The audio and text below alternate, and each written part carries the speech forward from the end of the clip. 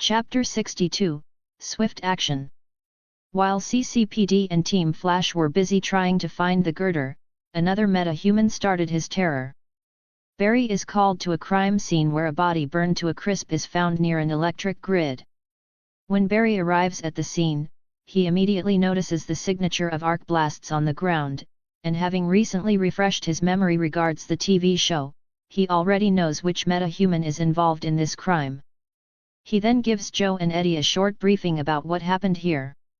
He also tells Joe that he suspects a meta-human involvement. What happened to that meta-human prison? Barry asks Joe when they find themselves alone. I did put the plan forward. Now it's up to the city to decide, Joe says. Barry nods and continues with his work. He doesn't know how long it will take for the city to approve the prison, but he hopes they do it at the earliest. After the body gets collected by the forensic team, Barry returns to CCPD to finish work and file all his reports before heading back to STAR Labs. At STAR Labs, Barry finds Cisco fiddling with something on his computer. Cisco, I wanted to ask something, Barry questions. What is it? Cisco asks while his eyes are still fixated on his computer screen. Can you make metadamping cuffs? Barry asks, which immediately grabs Cisco's attention. What do you mean by metadamping cuffs? He questions. You know, a cuff that can dampen a meta's power. It would save us so much time and also reduce a lot of collateral damage. I could just run in at super speed, cuff them and bring them back here, Barry says. As Cisco listens to Barry's idea, his brain starts churning ideas. That's an incredible idea. If I can replicate the containment field's technology into a much smaller form factor, it should be possible.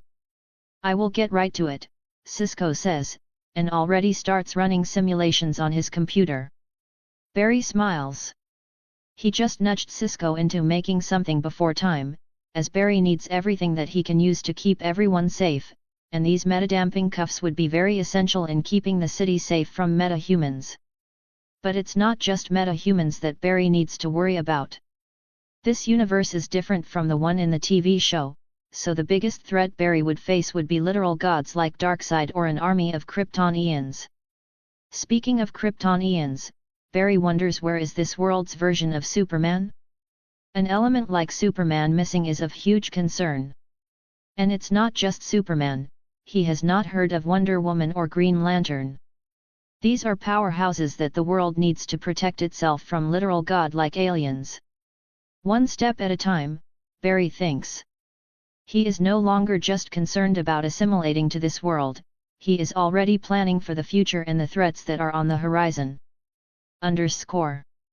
It's late at night, and the team is trying to figure out the new meta's origin and powers. With some hints from Barry that are not too obvious, the team manages to narrow down to a handful of suspects, when suddenly something happens. The alarm system goes off. The Petersburg grid is experiencing a power drain right now, Caitlin warns Barry. Getting to it, Barry says, and the suit on his mannequin immediately disappears along with Barry. The Flash crosses incredible distances within seconds, breaking physics with the help of his power. The Flash arrives at the Petersburg grid, but instead of stopping and confronting the meta face-to-face, the Flash runs around the grid to locate the meta and check if there is anyone else in the vicinity. Once he clears everything, he runs towards the meta at super speed and punches him with just enough force to knock him out cold. The Flash doesn't waste his time talking and give the meta-human a chance to zap him, even though the chances of catching him with one of these lightning strikes are near impossible. The Flash won't take such chances. Flash finally stops and looks down at the meta-human. He looks to be in a very bad shape, so without wasting a single second, Flash grabs the meta-human and runs back to STAR Labs. He directly runs to the containment area, puts the meta-human in, and closes the containment room's door. Before running back to the Cortex, before his team, Barry stops, causing a burst of air that makes papers fly everywhere. You are back already? Cisco asks.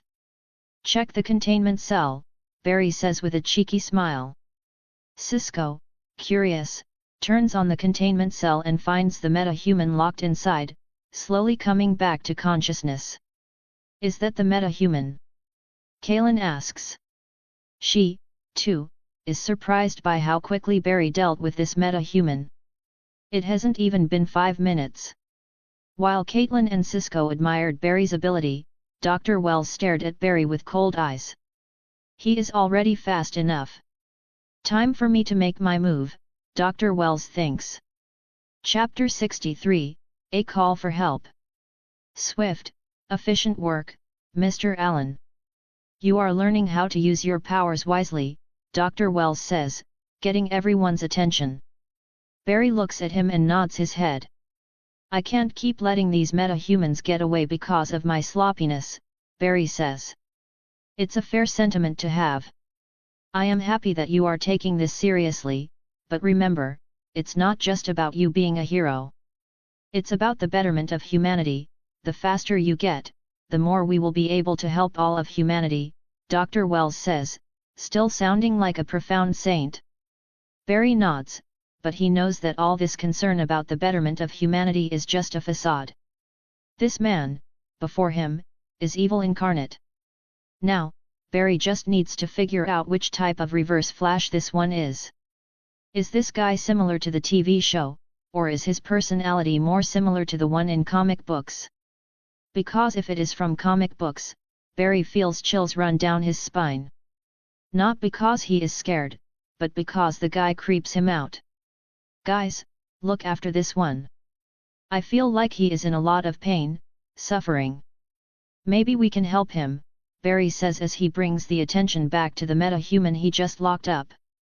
Hearing Barry, Cisco and Caitlin recalls why they are doing this. Not only to protect Central City from meta-humans, but to help these meta-humans as well. I am done for the day. It's time for me to leave, Barry says and bids his farewell. Barry returns to his apartment and lies down on his bed when suddenly his phone buzzes. Who is it this time? Barry questions as he looks at the message. Need your help, it's urgent. As soon as Barry sees the bat emoji, he realizes that Batman needs his help. What's going on? Barry questions. I will send you a list of names. Their lives are under threat. I need you to save them.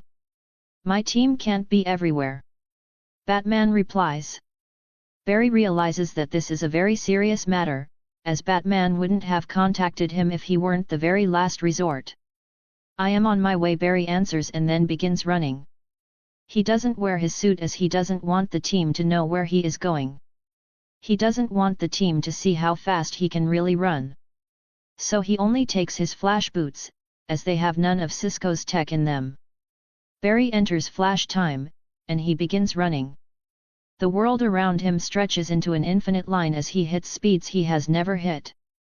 Mach 50, Mach 100, Mach 1000.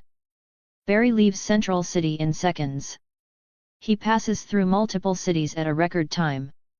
Barry runs across the entire country within minutes. This is the fastest he has ever run, but he knows he can run faster.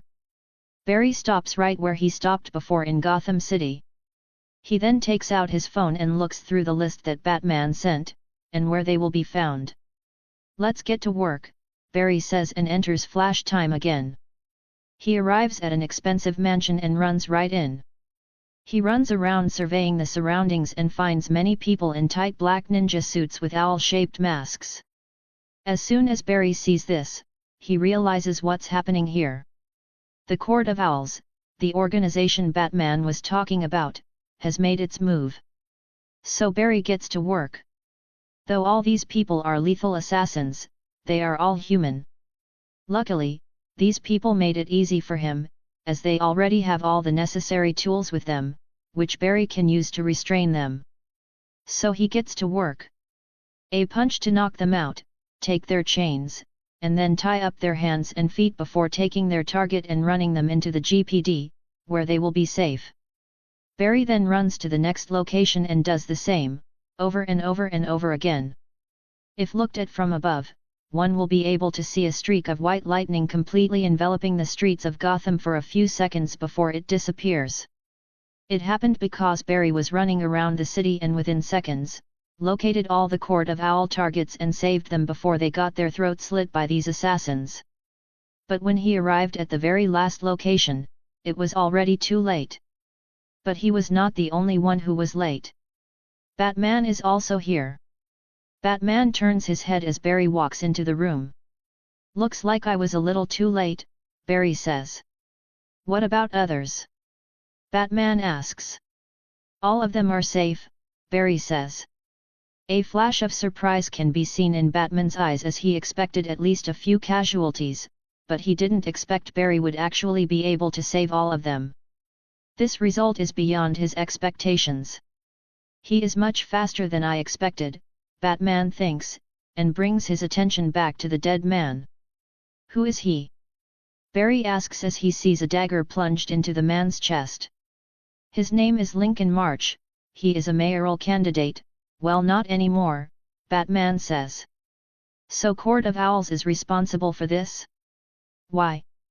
Barry questions. It's simple, they wanted to take over Gotham by getting rid of every influential name in the city. Thank you, Batman says to Barry. Chapter 64, Going After the Court. That came as a surprise. Barry didn't expect the Batman actually to thank him, but it's also not out of his character. No need to thank me. Maybe I will need your help someday in the future, Barry says. Batman stares, doesn't answer. But this is enough for Barry to know that they have come to an agreement. Where are the rest of the survivors? Batman asks. I ran them all into GCPD, thought they should be safe there for a while, Barry says. Batman nods and looks up at the sky, and sees the iconic bat signal in the sky. Barry follows his gaze and witnesses the iconic scene. Thousands of people living in Gotham, when they see the bat signal in the sky, know that Batman is patrolling the night, and criminals better beware of the dark night. Take me there, Batman says. Sure, Barry walks behind Batman, places his hand on the back of his neck and enters Flash Time, carrying Batman all the way to the rooftop of GCPD. Batman's vision shifts, and he finds himself on top of the GCPD right behind a man who is standing beside the bat signal. Gordon, Batman calls out. The man waiting for them turns around. It's a man in his 50s with graying hair and wearing square-framed glasses. This man is James Gordon, the commissioner of the Gotham City Police Department. Gordon then looks at Barry, who is standing beside Batman. And who is he? Gordon asks. Barry realizes that he doesn't have his mask on right now, but knowing who the man before him is, Barry is not concerned. He is the one responsible for saving the entirety of Gotham tonight, Batman says. Barry just smiles and waves at Gordon. So you are the man behind the moniker The Flash? Gordon says. By now, the entire world knows about the man who can run faster than the eye can see. So when all the elites and well-known personalities of Gotham City were dropped into the police department one after the other in a flash of lightning, Gordon guessed the party responsible for it. Well, it's no point in hiding it, I guess, since you have already seen my face. I hope you can keep this a secret, Barry says. Gordon walks up close to Barry and eyes him from head to toe. You are so young. I wonder if you will be able to carry the burden of the path you have chosen to run, Gordon questions. Barry just smiles awkwardly as he doesn't know how to answer Gordon's question. Barry doesn't see this as a burden, it's just something he is excited to do. He is living the very life of his favorite superhero while also being infinitely stronger than the original. Seeing that Barry doesn't have an answer for him, Gordon brings his attention back to Batman. What's happening? Why did you bring all those people here? Gordon questions. The Court of Owls. They want to take control of the city. Replace everyone that matters in Gotham City. I couldn't be in all places at once, so I called him, Batman says looking at Barry. Hearing that the Court of Owls is trying to kill everyone influential, a deep frown appears on his face. This is way more serious than I thought, Gordon thinks and looks back at Batman. So what's your plan now? Gordon asks. The Court of Owls came after the city and failed, now it's my turn to go after them, and I am going to make sure to bring the court crumbling down to the ground, Batman says in his usual serious tone. Do you need anything from me? Gordon asks. Keep the survivors safe as the Talons might continue to come after them, Batman suggests. Gordon nods and then takes his leave, leaving Barry and Batman alone. So, where to next? Barry asks. Powers Hotel, top floor, Batman says. Okay then, hold on tight, Barry says, grabbing Batman and running him all the way to the top floor of the Powers Hotel, the most elite residential area in Gotham City, belonging to Joseph Powers and his wife Maria Powers. So what are we doing here? Barry asks as he stops right inside a very luxurious room. Looking for something, Batman says and starts rummaging through the whole house, no floor is left unchecked by Batman. What are you looking for? Barry asks. An address, something that will help me track down the court's real hideout, Batman says. And you are sure you can find something here? Barry asks. The Powers have been a part of the court for generations, controlling Gotham and its people from the dark, Batman explains why they are here. Found it, Batman says as he finally gets his hand on the thing he was looking for. Barry approaches Batman and sees the location of the court's real hideout. Are you sure this is it? It looks like an abandoned building, Barry says. It's the best place to hide from prying eyes. Take me there, he says, staring right into Barry's eyes from behind his mask. You know I am not some taxi that is here to take you around places, Barry says, but he just gets a cold stare from Batman. Okay, fine. Stop staring at me like that, it's creepy, Barry says, grabs Batman, and takes him to the location where the main members of the court are currently hiding. Chapter 65, Dead Before Arrival. Barry arrives before an abandoned old building, which still has the aura of nobility around it, even though it has been abandoned for hundreds of years. Barry stops and lets go of Batman as he tries to pretend that moving at super speed doesn't affect him. Batman looks at the abandoned building and feels nostalgic. The Harbor House, he thinks. He came here once before in search of the court when he was little because he thought that the court was responsible for the murder of his parents, but no, they were not related in any way. He found nothing, no court, no evidence related to the murder of his parents, and now he is here again.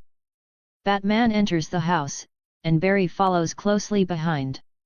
Wait, let me go and scout the place first before we do anything, Barry whispers. Batman looks at Barry and nods his head. Barry enters Flash Time and begins walking around the house, looking through every room before he finally walks into the dining room. He sees a bunch of people in white owl masks sitting at the table, motionless. But something feels off.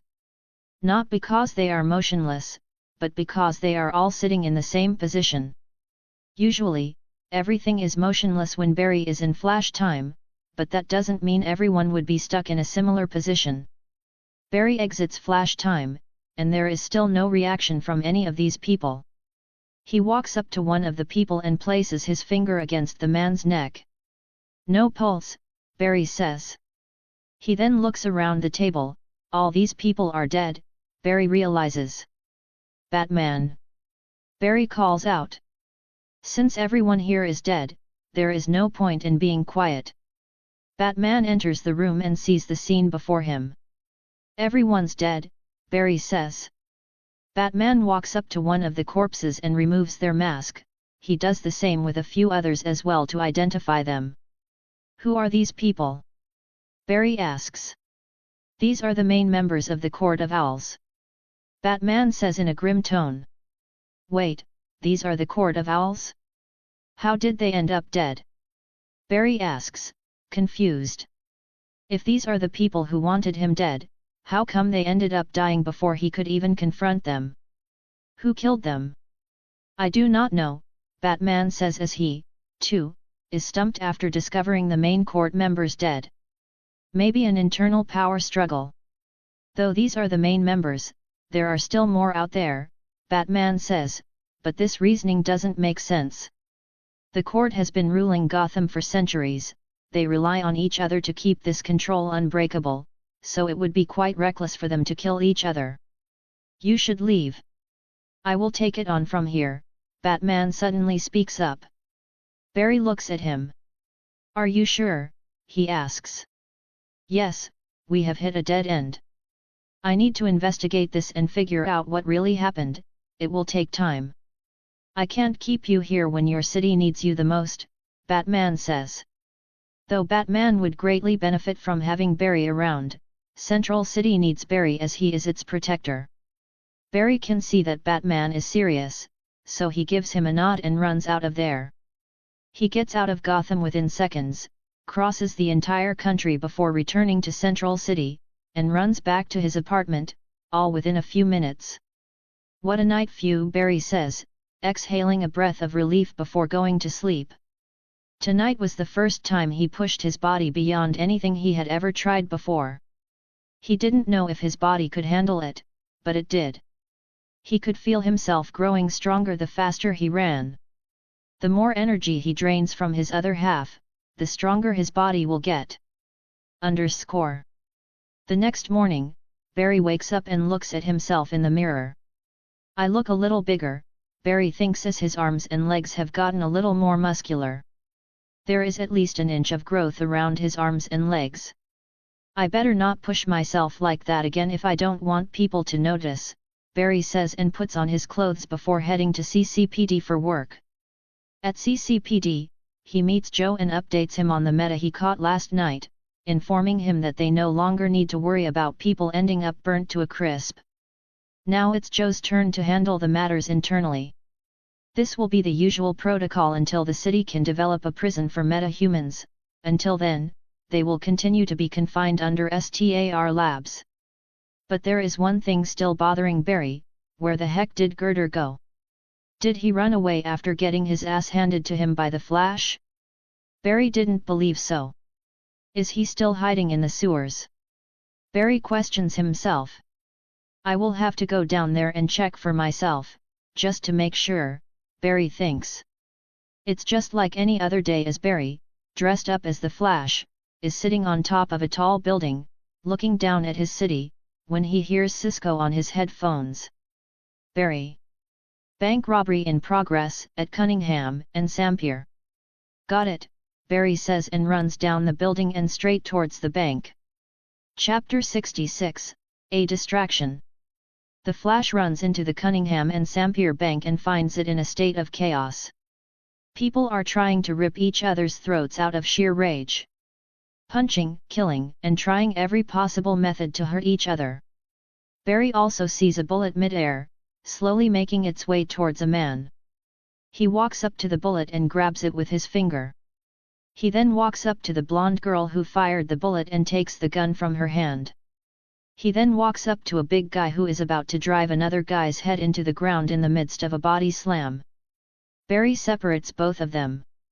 Barry runs around the bank, stopping everyone who is in the midst of a fight, tying their hands up with their shoelace or separating them and placing them far away so that they can't engage. After that, he runs down to the vault and finds some displaced money, meaning the robber is already on the run.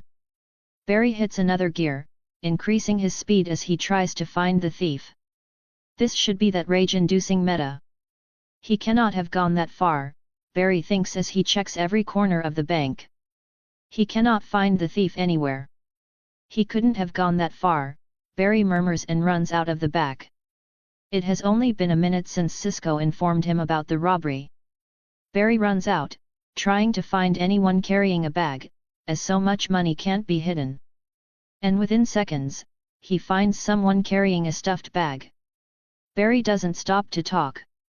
Instead, he walks up to the guy, checks the content of the bag to see if it's the money stolen from the bank. His guess was right, as the bag is full of money. He grabs the guy and runs him all the way to somewhere no one can see them.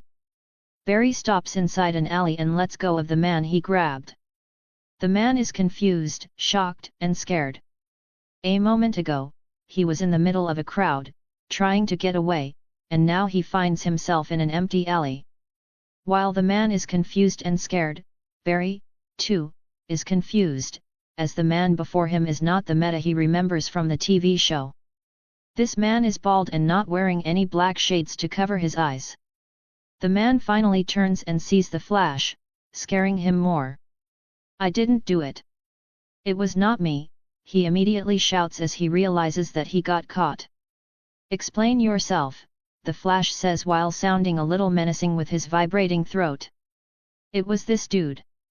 He came up to me and told me he would give me 50% of the money if I managed to get away with it," the bald man says. "Where is he now?" Flash asks. "I don't know, man. He just handed me this bag outside the bank a few minutes ago," the man says. Seeing that he isn't going to get anywhere with this, Barry grabs the man and runs him back to the bank and ties him up next to a pole with the stolen money on him. Even though he didn't commit the robbery, he is still an accomplice. As for the people who seemed to be filled with rage a few minutes ago, they have now calmed down and now look scared and confused. Barry runs around a few blocks. See if he can find the Meta, but he has no luck. Barry is called into the bank again, but this time as Barry Allen Forensic. Barry walks up to Joe. "Busy morning, hey?" Witnesses reported seeing flashes of lightning, Joe says. "You should have seen it. Everyone in here was trying to kill each other. Luckily, I got here just in time," Barry says. "It must have been a diversion." "Too bad for him, you caught him before he got away," Joe says, pointing to the bald guy who is currently under police custody, yelling at the police, saying he didn't do it. "Yay, about that.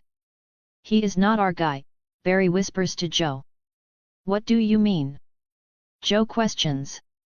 "He is just an accomplice, the guy responsible is a Meta. The Meta handed over the bag to that guy after the robbery. He escaped," Barry says. "Shit. Not another one," Joe says, frustrated. "And what does this one do?" he asks. "Well, your guess is as good as mine. He makes people angry and beat up each other," Barry says, looking around as the victims give their statements to the police. "And how does he do that?" Joe asks. "I don't know, neurotoxin maybe. I will swab some surfaces, see what I can find," Barry says.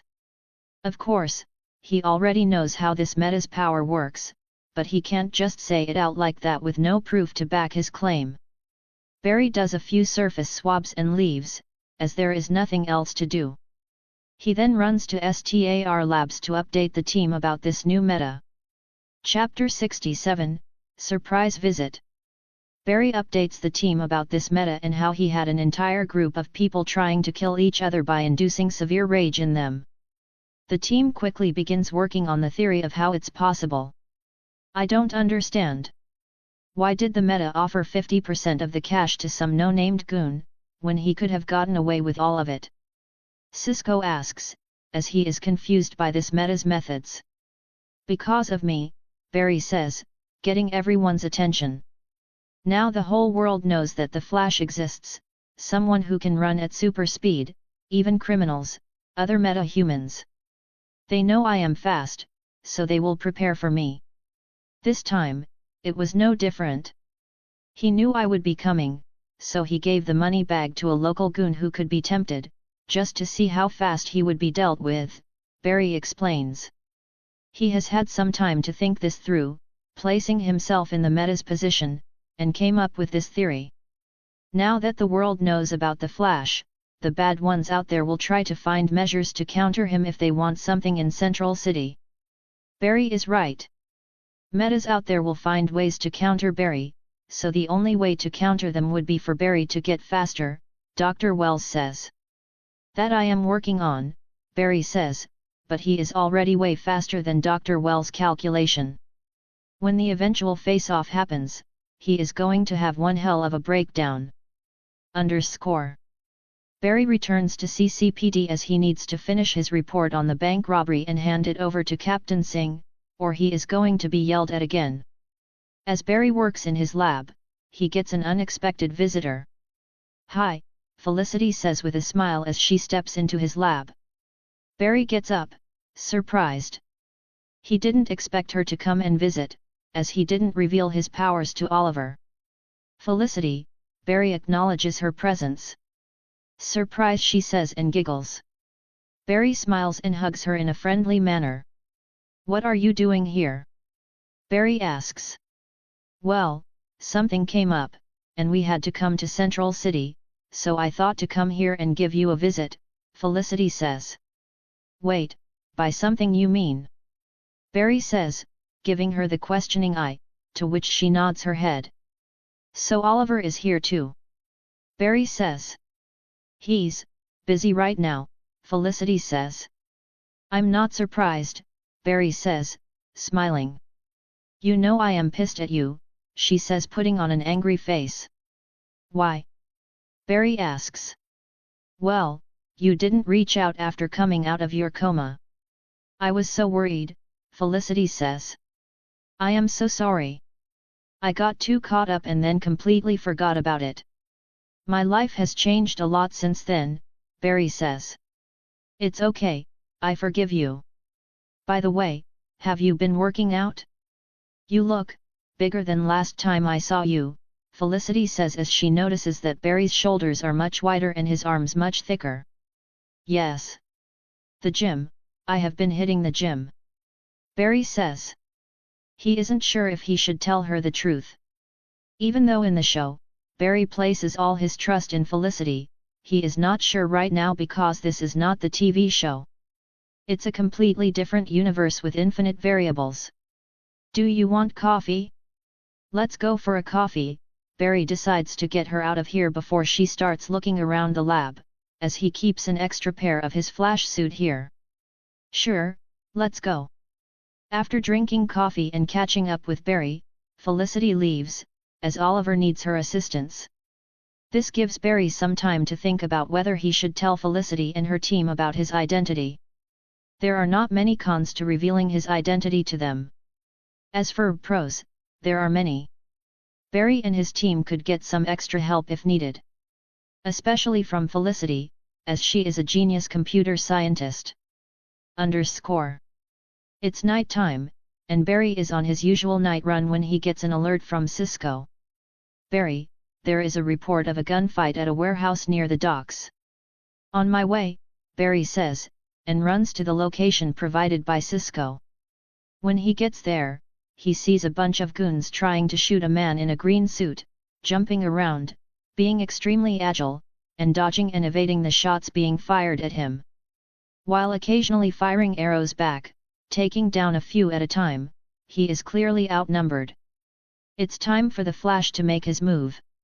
He runs in and starts dealing with the goons, all of them knocked out in a second.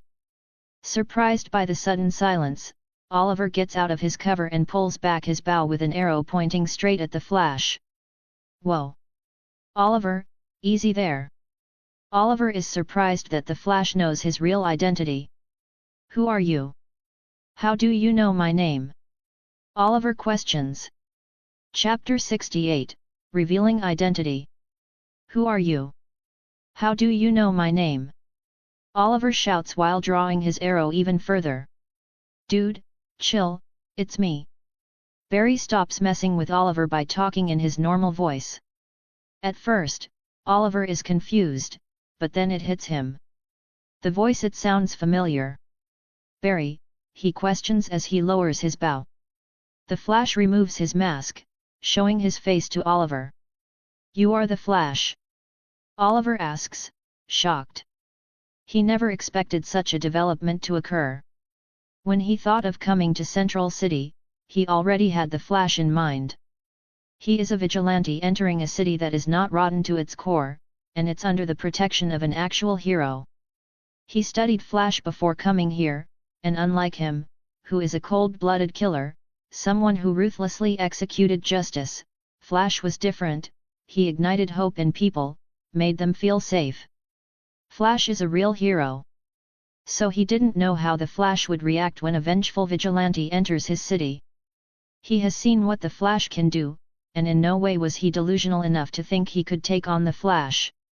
Flash managed to capture Deadshot, one of the world's most notorious killers, while also saving everyone in the process. The Arrow would fare no differently before a man who can run faster than the eyes can see. But now his doubts start to clear up as he can finally put a face to the man called Flash. One and only, Barry says, smiling. "What are you doing in Central City?" Barry asks as he walks up to Oliver. Though he already has a guess, he isn't 100% sure. This is a different universe, and he doesn't remember either the Flash or Oliver coming to this warehouse in the show.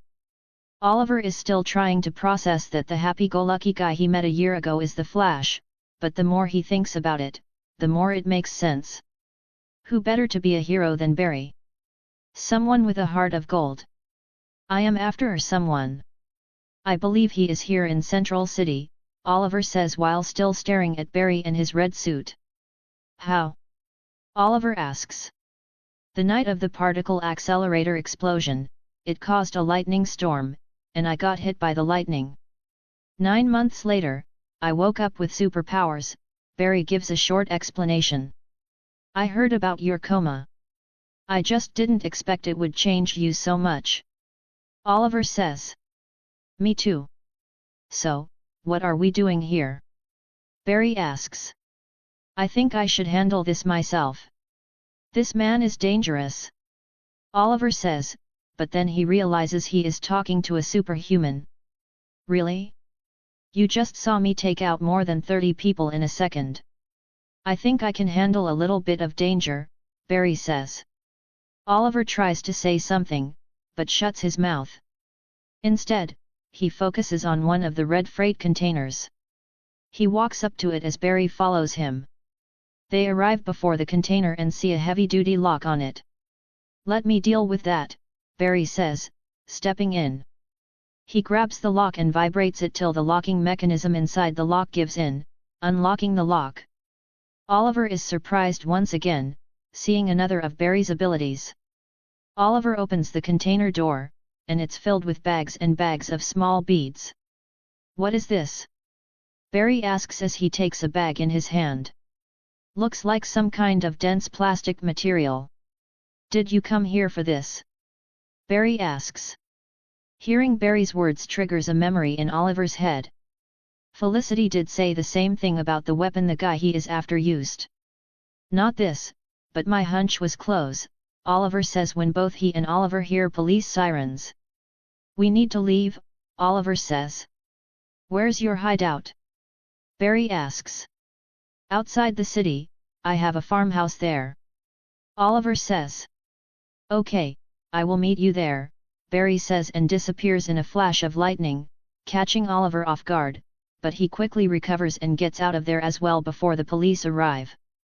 Barry could have taken Oliver with him, but knowing Oliver, he probably has a motorcycle somewhere hidden. Not everyone can get from one place to another in seconds by just running. They need a mode of transport. Barry runs out of Central City and soon finds the farmhouse mentioned by Oliver. He sees Felicity and John standing motionless from his perspective, waiting for Oliver to come back. Barry then stops, creating a powerful burst of wind which scares the hell out of both Felicity and John. "Sup, guys," Barry says. "Oh, my God!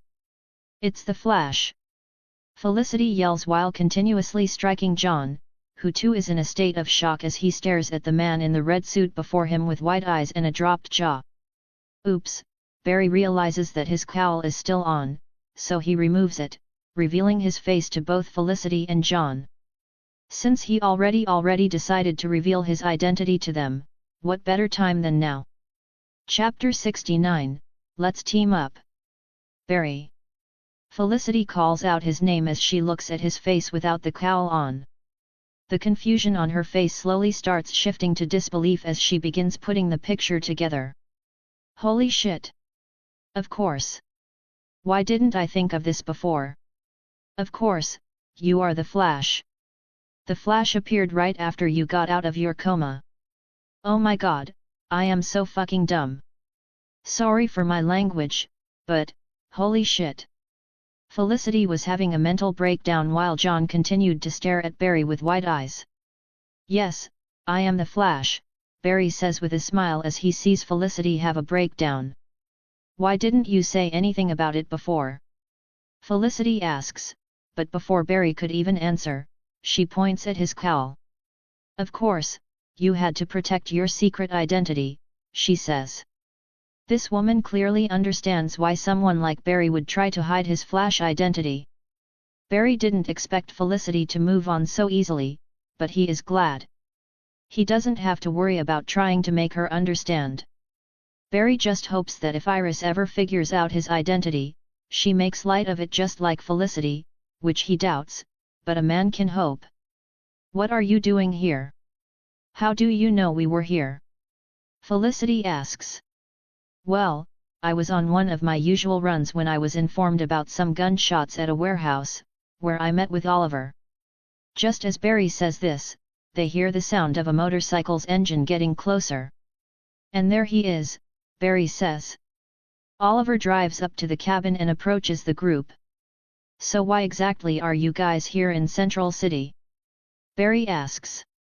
"Working a case, suspicious homicide in the styling where the murder weapon is a boomerang," Felicity says as she takes out a plastic bag containing a boomerang. "Cool," Barry says, taking out the boomerang, and begins examining it. "This is made of the same high-density plastic we found at the warehouse.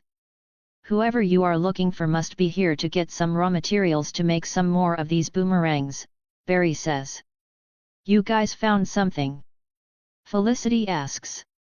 "Here," Barry says, handing over a bag full of plastic beads to Felicity, earning a look from Oliver. "What? I thought since you went through all that trouble fighting those guys for it, you might want a sample," Barry says. "He won't say it, but I will in his stead, thank you," Felicity says, grabbing the plastic bag from Barry's hands. "So what next?" Barry asks. "What's next is we go our own ways. I am going to catch this killer, and you go back to looking after your city," Oliver says. "Ah, and I thought since you are here, maybe we could have helped each other. My team is trying to catch a meta-human that can make people angry," Barry says.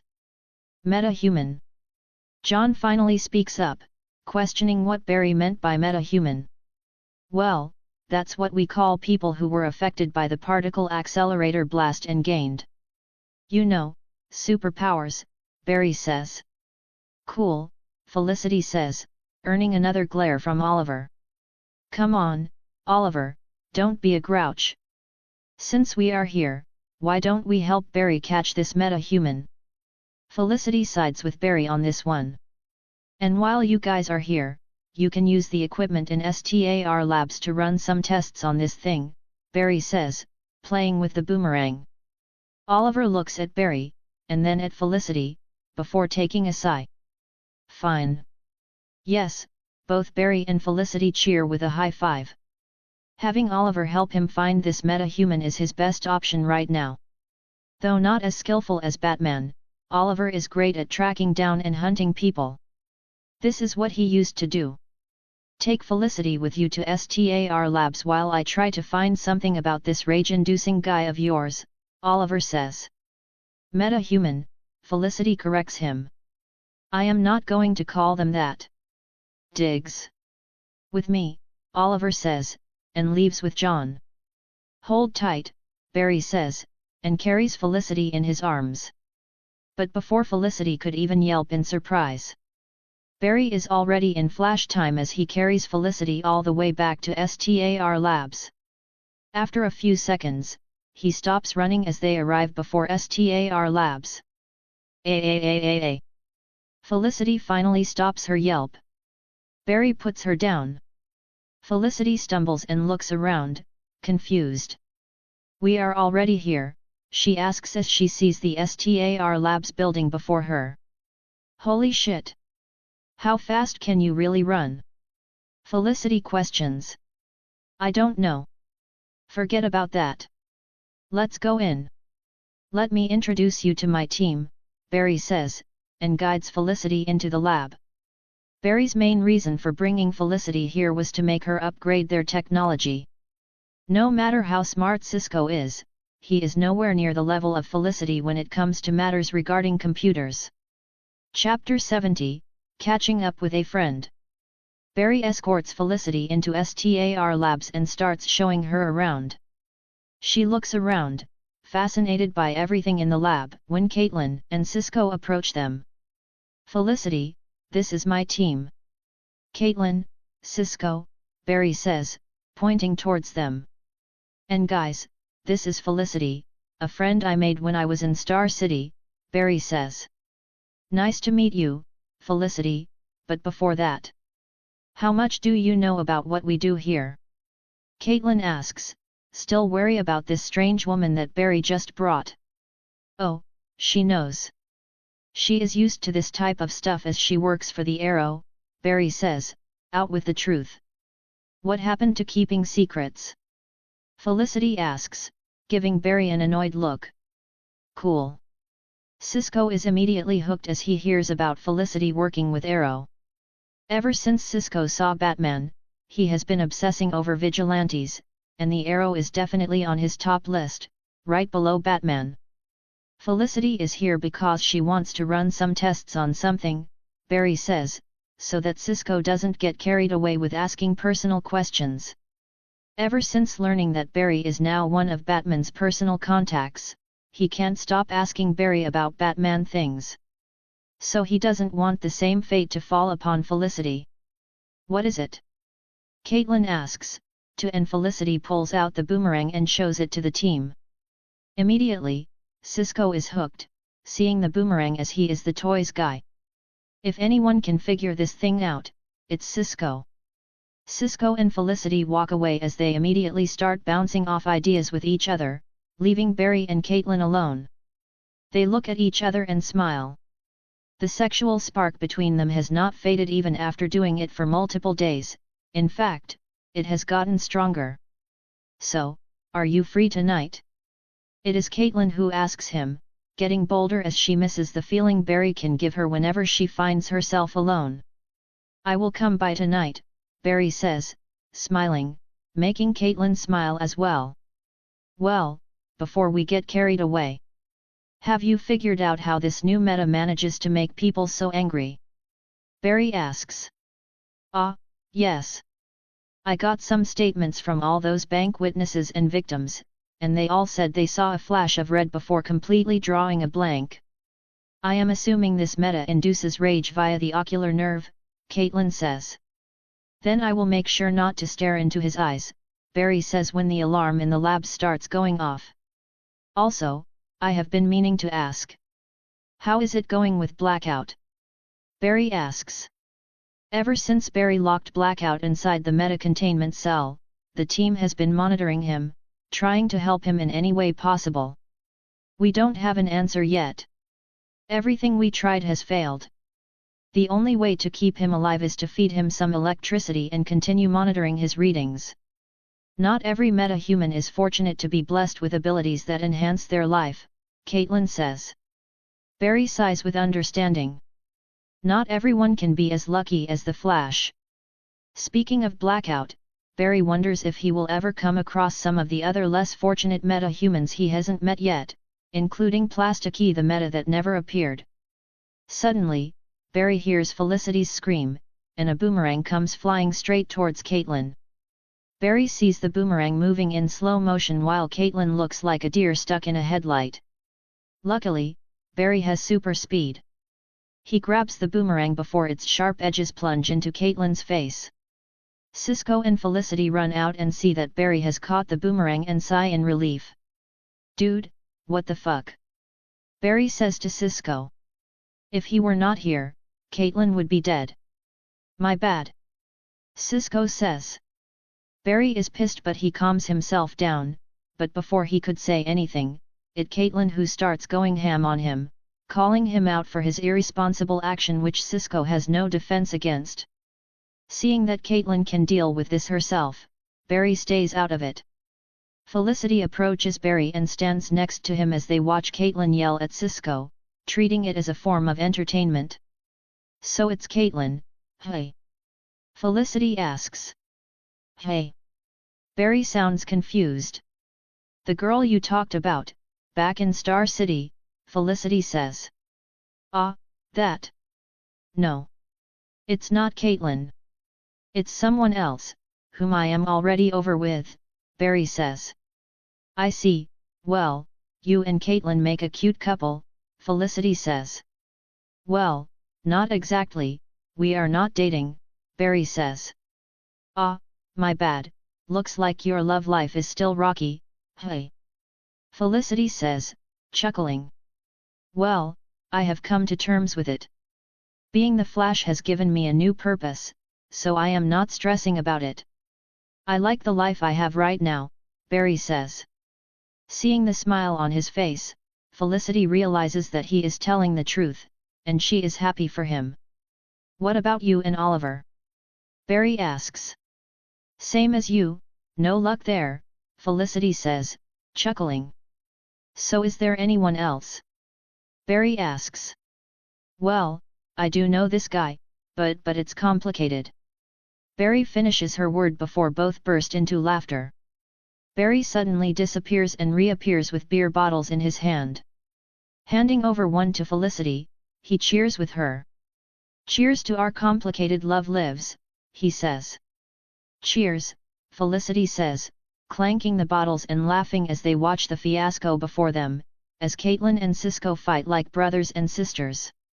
Chapter 71, Work's Done. The next day, Barry wakes up in Caitlin's bed. After how pissed she was at Cisco last night, she needed to blow off a lot of steam. Luckily, Barry can go all day without stopping. He eats his breakfast with her and leaves for work. When he walks into the CCPD, he meets Joe. Good morning, Joe, what's up? Barry asks. I think I should be the one asking that questions. What happened at that warehouse last night? Joe asks. Nothing unusual, just a bunch of smugglers who got into a gunfight, Barry says. He doesn't want to tell Joe that the Star City vigilante, the Arrow, is here, looking for someone. Don't lie to me, Joe says, giving Barry his signature questionable glare. Why would I even lie about that? Barry asks. Because my men found arrows at the crime scene, Joe says. Arrows? What were arrows doing at the crime scene? I don't know anything about that. I just ran in and knocked out a bunch of guys who were blasting bullets everywhere, Barry says. And who were they shooting at? They were definitely not shooting at each other since they all belonged to the same gang. Joe continues to question Barry. Why is he always so persistent? Barry thinks. Maybe there was an infighting, Barry says. Joe gives him the glare, but seeing Barry stick to his lie, he decides to pursue this some other time. Whatever you are hiding, I am going to find it, and you will hear from me then, Joe says. His men only found arrows and nothing else, so there is no reason to associate them with the Green Arrow, and Oliver has maintained his allure and kept himself away from the public eye. If things go well, Oliver will catch his guy and return to his city before anyone even notices him.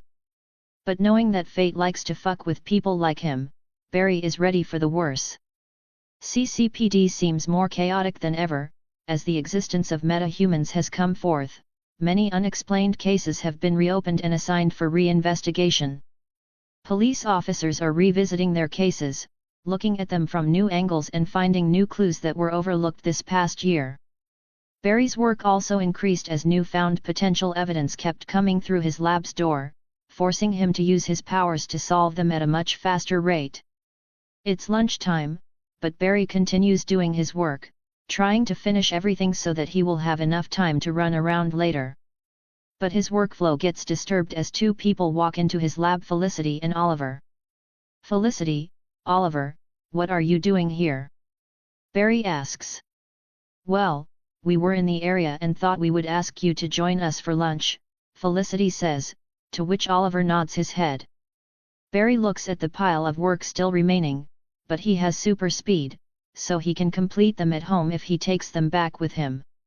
Sure, let's go, Barry says, closing the case file he was working on. At Jitters, Iris serves Barry, Felicity, and Oliver their order while being completely mesmerized by Oliver. "Barry, a word," she says, dragging Barry along with her. She slaps Barry's arm, offended as if he did something wrong, only to hurt herself in the process. "Your arm is getting really hard," Iris says, rubbing her hand. "Why did you slap me?" Barry asks. "How come you didn't tell me you knew Oliver Queen?" Iris says while looking at Oliver like some obsessed, lovesick girl. "Yes, I know Oliver," Barry says. "He is so dreamy," Iris says. "Control yourself, woman," Barry thinks. If she is already acting like this, seeing Oliver, Barry wonders how she will react if Bruce Wayne himself appears before her eyes. "Whoa there, calm yourself down. Remember, you are still dating Eddie," Barry says. "I know, but Oliver Queen is one of my 3 lists, Iris says. "3 lists?" Barry questions. "Guys, I am allowed to cheat on Eddie with," Iris says. Hearing this, Barry feels a little awkward because he would never let a girl he is dating ever have a hall pass. Well, it's not like he is the one dating Iris, so he has no say in what she does. "Too bad, you aren't lucky enough." "He has someone he likes," Barry says. "Who? Is it Felicity?" Iris asks curiously. Barry just smiles and doesn't answer. "I think you should get back to work if you don't want to lose your only job," Barry says, and leaves her hanging. Iris grunts and goes back to serving. Barry joins Oliver and Felicity and starts talking about what's important. "So, did you find anything?" Barry asks, looking at Oliver. "Yes. I did some digging last night, and I think I have a name." "Roy G. Bivolo," Oliver says. "How did you figure it out?" Barry asks. "I have my ways," Oliver says, avoiding eye contact. "I hope you didn't torture someone to get this information, ha ha ha," Barry says, as if he is making a joke, but he knows how Oliver must have gotten this name. "Haha," Oliver laughs awkwardly while Felicity enjoys watching Oliver's best attempt at acting innocent. "What about the boomerang? Did Cisco find anything?" Barry asks. "No luck. We had hit a dead end with it," Felicity says. "And the murderer I am looking for must have already left the city after last night's bust at the warehouse. I don't think he will stick around, knowing what he is looking for has been confiscated," Oliver says. "So it sounds like your job in Central City is done," Barry says. "It seems so. Thanks for the help, Barry, but it's time for us to leave," Oliver says. "Well, it was great having you guys over. If you need my help, just call, and I will be there in a few seconds, maybe a minute tops," Barry says, bragging with a smile. Chapter 72, A Grand Plan. Barry was fine with Oliver leaving early. With the name of this meta-human now in possession, Barry doesn't think it will be hard for his team to track down this meta-human. It's not like he can disappear or run fast enough to avoid them, nor is this meta skilled enough, like Deadshot, to avoid being tracked down. Plus, having Oliver in the city means asking for more trouble. As the Flash, he is already a huge supervillain magnet. He suddenly doesn't want the League of Assassins or other villains that the Arrow deals with coming to Central City as well. Plus, his leaving would also get Joe off his back. Barry would have loved for them to stay and catch up as friends, but as people with secret identities fighting against world-ending villains, they can't afford that luxury. Barry has his own things to focus on, like catching this Roy G. Bivolo, and stopping him before he does something again. Barry goes to STAR Labs and gives the name of the meta-human to his team, who used the new technology Felicity helped them implement to locate where the guy could be hiding. With the guy's name, they quickly found the guy's photo and ran it through facial recognition software. "Hey, we just got a ping from the facial recognition software on Bivolo, aka Prism," Cisco says, ready with a name for this meta-human. Where is he? Barry asks. The traffic camera just caught him entering a residence at 168 Jarvis, Cisco says. All right, I am on it, Barry says. Be careful, don't look him in his EY. Before Caitlin could even finish her words, Barry had already hit the streets, running at super speed, leaving a trail of lightning behind him. Some pedestrians managed to see a flash of lightning and realize that the flash might have just run past them, making them excited. The Flash isn't going to waste his time, stopping and talking to a guy who can induce rage by just looking into someone's eyes. He runs into the apartment and in an instant cases the entire building before entering a crappy dark basement where his victim is standing motionless, looking down at the map of Central City. He is planning to steal from the biggest bank in Central City while also trying to figure out how to keep the Flash distracted. His early attempt to learn about Flash's response time almost got him caught because Flash dealt with the whole thing in a matter of minutes. If he were just a few seconds slow, it would have been him who would have been caught and not the bum he promised to pay. Knowing he needs a much bigger distraction, something that even the Flash would get occupied with, he came up with an incredible plan. Taking inspiration from Deadshot, he is going to whammy the entire city by displaying his eyes throughout the whole city using the billboards and screens that are everywhere. He knows this will work because he tested his powers by recording himself with a phone and then showing the recording to a homeless man, who immediately fell into a state of uncontrollable rage. He plans to hire a team of people, consisting of hackers and thieves.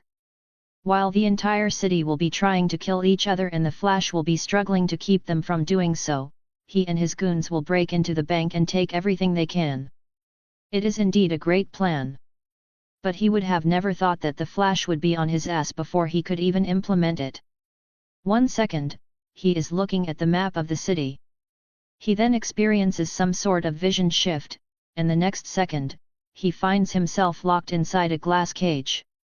First, it's confusing. He looks around, trying to figure out what is happening, but then he sees a man in a red suit looking at him from the other side of the glass cage, and he realizes what has just happened. Flash! Let me out! You think this will stop me? I will make you kill everyone you hold dear, and then I will personally kill you, he shouts as the rage from the realization of being caught catches up to him. The Flash just smiles as the metal door closes, trapping Prism in his temporary jail cell, until the city builds its own. Nice work, guys, Barry says as he appears in the cortex with a flash. Did you catch the meta? Caitlin asks. Check the cell, Barry says. Cisco checks the cell and finds a few faces amongst the ones that were caught before. Dude, awesome. You are getting really good at this, Cisco says. Well, I am just too fast. The only thing I have to do is just grab them, run them all the way here, and lock them before they can even do anything, Barry says. Like Dr. Wells would say, efficient work, Cisco says. Speaking of Dr. Wells, where is he? I haven't seen him all day, Barry says as he finally notices his absence. Now that you mention it, neither have I. What about you? Cisco looks at Caitlin.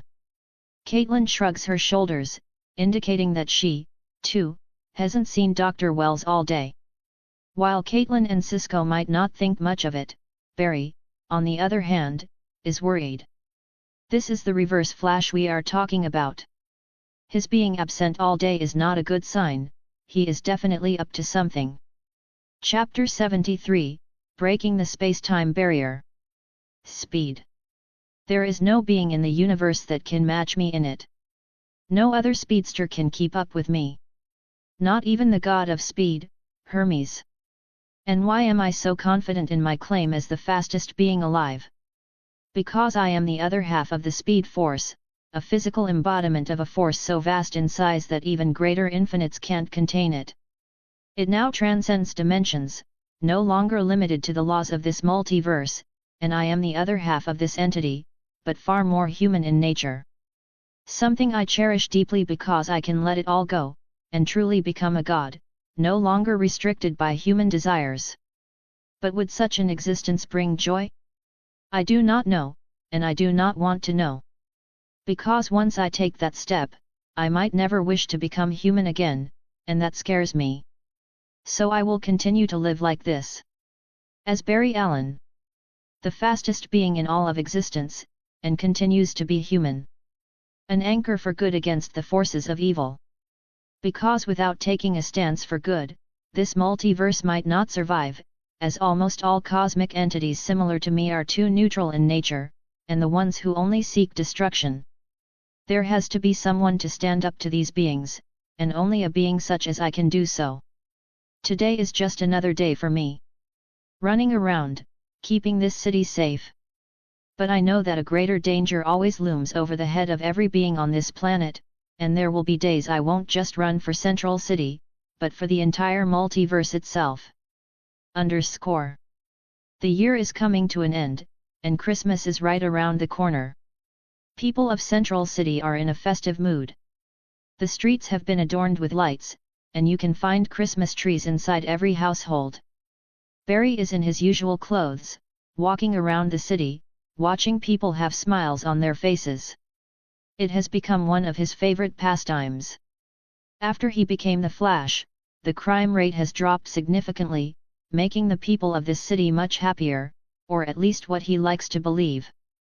Barry has the freedom to run as fast as he can. Test more of his powers, and so he begins running again. To see what more he can do, to see what more he can achieve. Barry knows he can run as fast as he wants, but what else? How can he break the time barrier? How can he break the space barrier? Because in the TV show, Barry never reached light speed. Even when running at a speed just a little faster than the speed of sound, Barry managed to break the barrier of speed and time. But the Barry now can run faster than anyone.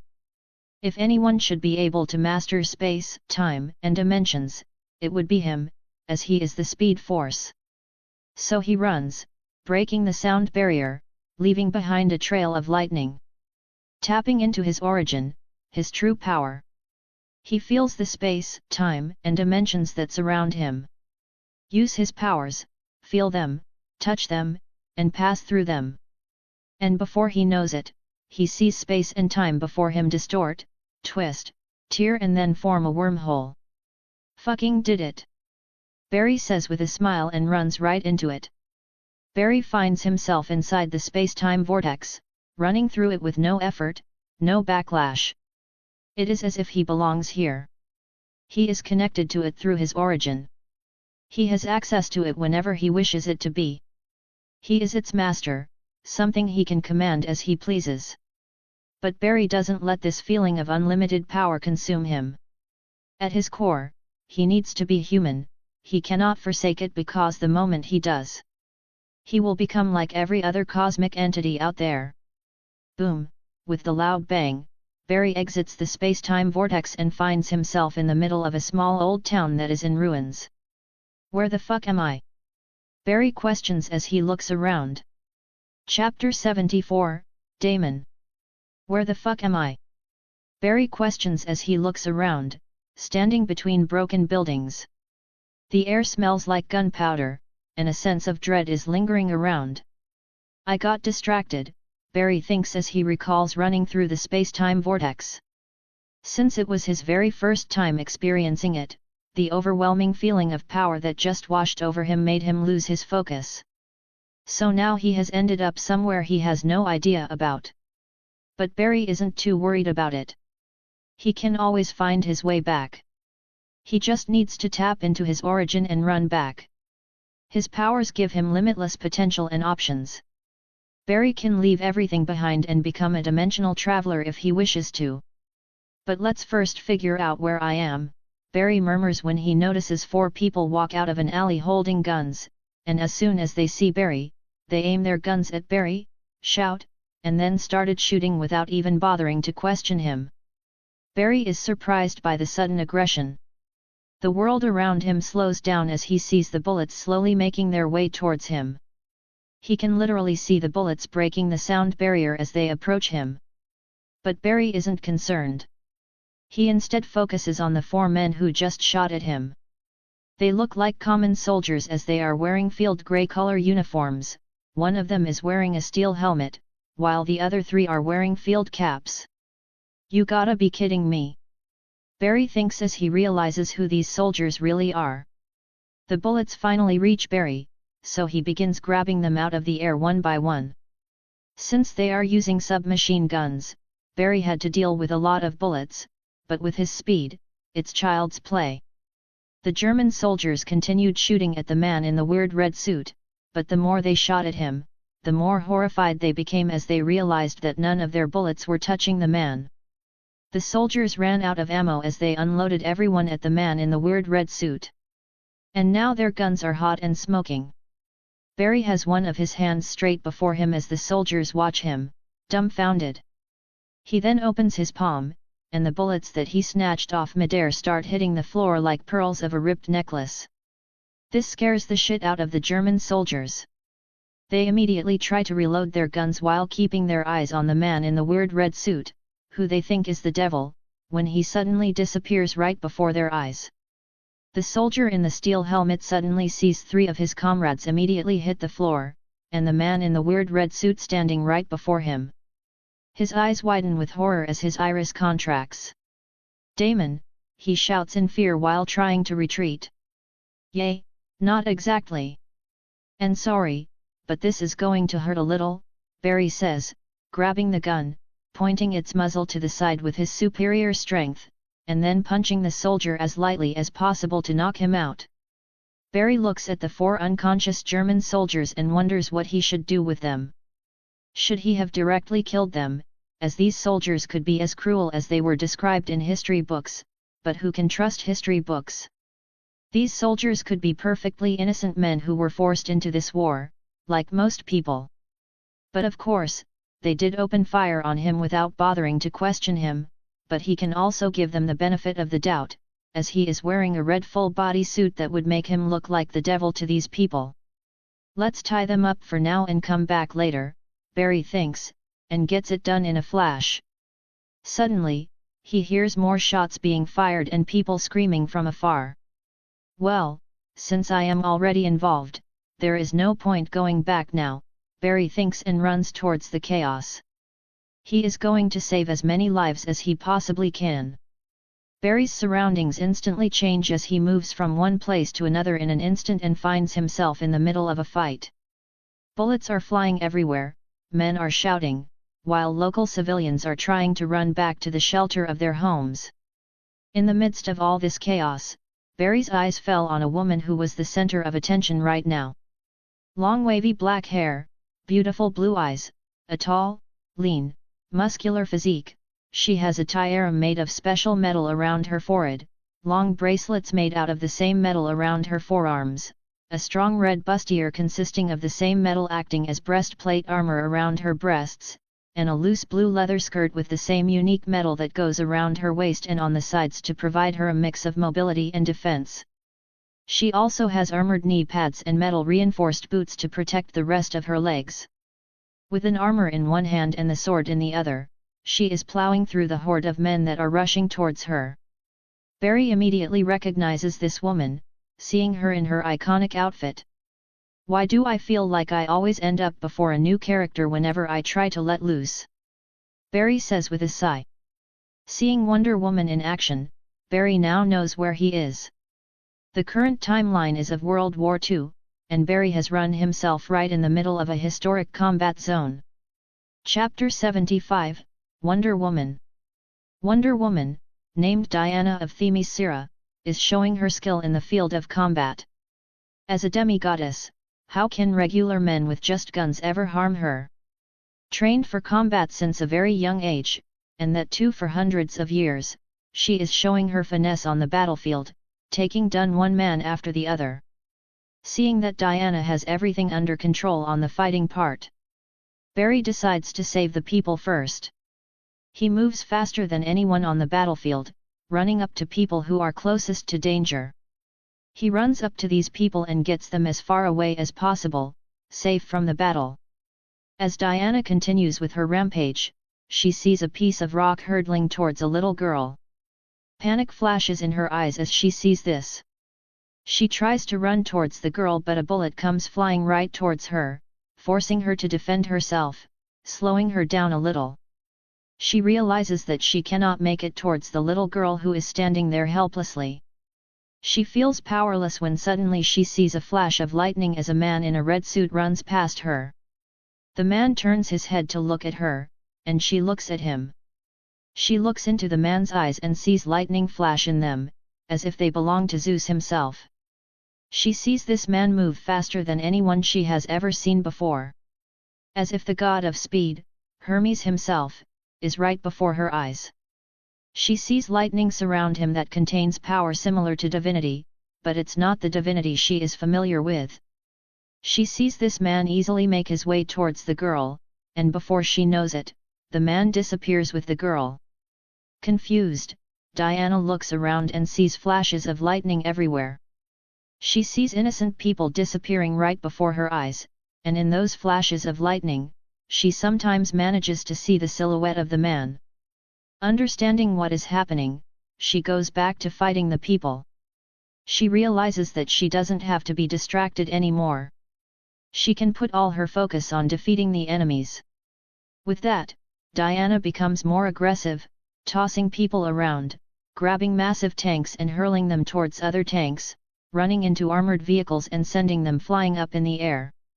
Like a one-woman army, she rains down hell on the German soldiers, and before you know it, the last soldier falls. But just when she thought it was all over, a bullet comes right towards her from a high angle. It's too close for her to swing her hand at it and deflect it. The only thing she can do is move her head a little and let the bullet graze past her. A little cut to the face won't matter to her. She has suffered much more brutal injuries while under the tutelage of her teacher, Antiope. But just as the bullet is about to touch her face, she sees the red blur surrounded by lightning again as he grabs the bullet, stopping it from touching her before running towards the soldier who shot at her. Diana quickly turns and watches the streak of lightning go all the way up the tall tower and come back down in an instant. She finally manages to get a good look at the man who helped her deal with these German soldiers as he stands before her with the unconscious soldier in his hand.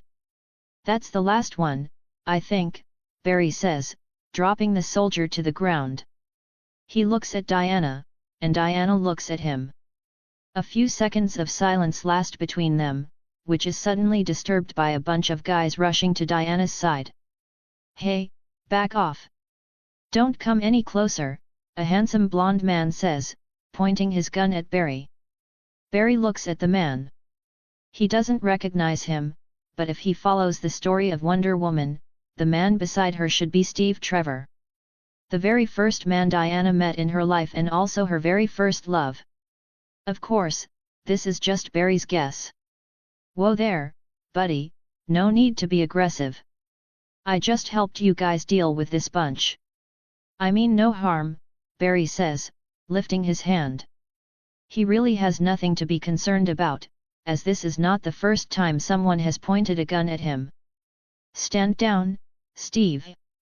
This is an ally. He helped these people more than any of us," Diana says, sounding regal. And her words hold true.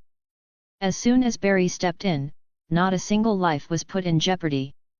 He managed to save everyone without putting a scratch on them. And Diana, as an honorable warrior, saw him do it with her own eyes. Even though she just saw glimpses in time, she knows for certain that without this man, there might have been some casualties. Even though she doesn't know who this man is, she admires him for his decision to save people first. "My name is Diana of Themyscira, Princess of the Amazons." "Who are you, hero?" Diana asks. Barry takes off his cowl, revealing his face, and introduces himself. "I am the Flash and I am the fastest man alive," Barry introduces himself with a smile. Chapter 76, You Are From the Future? "Flash? Is that your name?"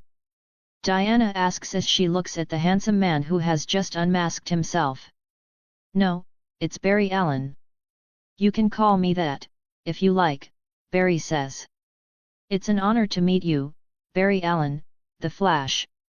Tell me, are you perhaps blessed by Hermes? Diana inquires. No, I am not. Never met the guy, Barry says. Then how are you able to move so fast? Diana asks, still mesmerized by how fast Barry was moving around the battlefield. I think that's a discussion for some other time. Can someone tell me where we are right now? Barry asks. We are as clueless as you. We need to talk to the locals before we figure out anything, the blonde man says while still being wary of Barry, as he should be. Barry just appeared right before him out of nowhere. Even though he has seen some weird stuff these past few days related to Diana, it is still weird seeing a man appear out of thin air in a flash of lightning. As the group talked, the people of the village, who were already in hiding, started coming out, surrounding Diana and Barry as they saw everything that had just happened. They saw Diana tossing the German soldiers around with ease and defeating them. They didn't see Barry particularly in action as he was moving too fast, but there were instances in which Barry had slowed down enough to form a blurry silhouette of a man. The villagers look at Diana and Barry with awe and reverence, as they have been saved. Even Steve and his ragtag group were acknowledged by the people for putting their lives on the line and saving them. A few hours have passed, and Diana manages to get some information from the townspeople as she speaks almost all languages.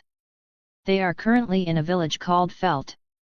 Steve, who Barry can now confirm that it's the same man he thought him to be, calls his secretary to get more accurate information about where they are and what to do next. This call also informs the group that the German High Command is just a mile away, and a gala is being held there by Ludendorff, the bad guy Diana's group is after. Even though Steve was warned by his superiors not to go to the gala, he doesn't plan to follow the order. Barry watches everything unfold with curiosity.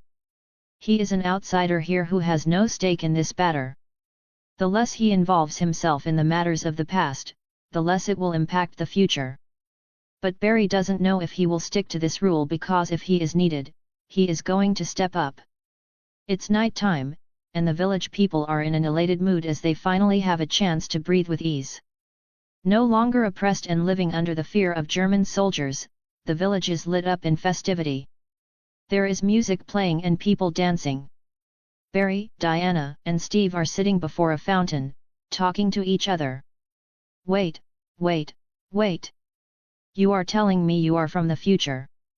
Steve asks, giving Barry a confused, dumbfounded look. Yes, I am, Barry answers. He didn't bother hiding the fact that he is from the future as he is talking to Wonder Woman, and in the future, they will meet again. How is that even possible? Do you have something like a time machine? Steve asks, extremely curious. No, my powers allow me to run very fast, which gives me the ability to break through the space-time barrier. I was doing just that when I ended up here, right in the middle of World War II. Barry says. Wait, if you are from the future, who wins? Steve asks. I think it's best to keep that information to myself, Barry says. I don't believe you. I think you are lying, Steve says. He still doesn't believe that Barry is from the future. You have no problem fighting beside a demigoddess. You saw me move faster than your eyes can see, and you have a hard time believing in time travel. Barry asks, smiling. Wait, how do you know I am a demigoddess? I never told anyone about it to anyone, Diana suddenly asks. Well, we will be friends in the future, fighting beside each other, Barry says. Will be? Diana asks. Well, from the time I'm from, we have not met yet, Barry says. Then how do you know we will be friends in the future? Diana asks. I am a time traveler, remember? Barry says. He almost slipped up there, but he found a nice excuse. Diana stares and nods her head. Suddenly, one of Steve's friends approaches him and drags him to drink, leaving Diana and Barry alone. Barry sees the way Diana is looking at Steve and feels a little sorry for her.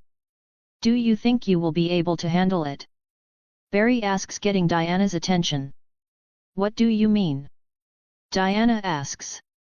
Falling in love with a mortal. I can see the way you look at him, Barry says. Diana looks back at Steve. Chapter 77, Talk of Immortality. He is going to age, get old, and one day die.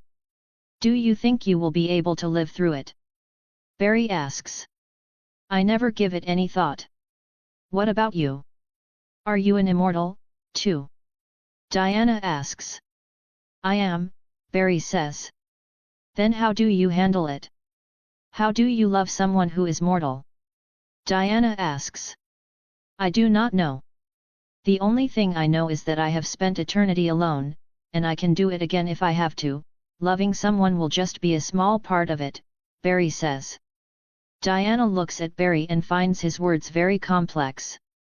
She doesn't understand what he means by spending an eternity alone, but she can feel that he didn't lie about it.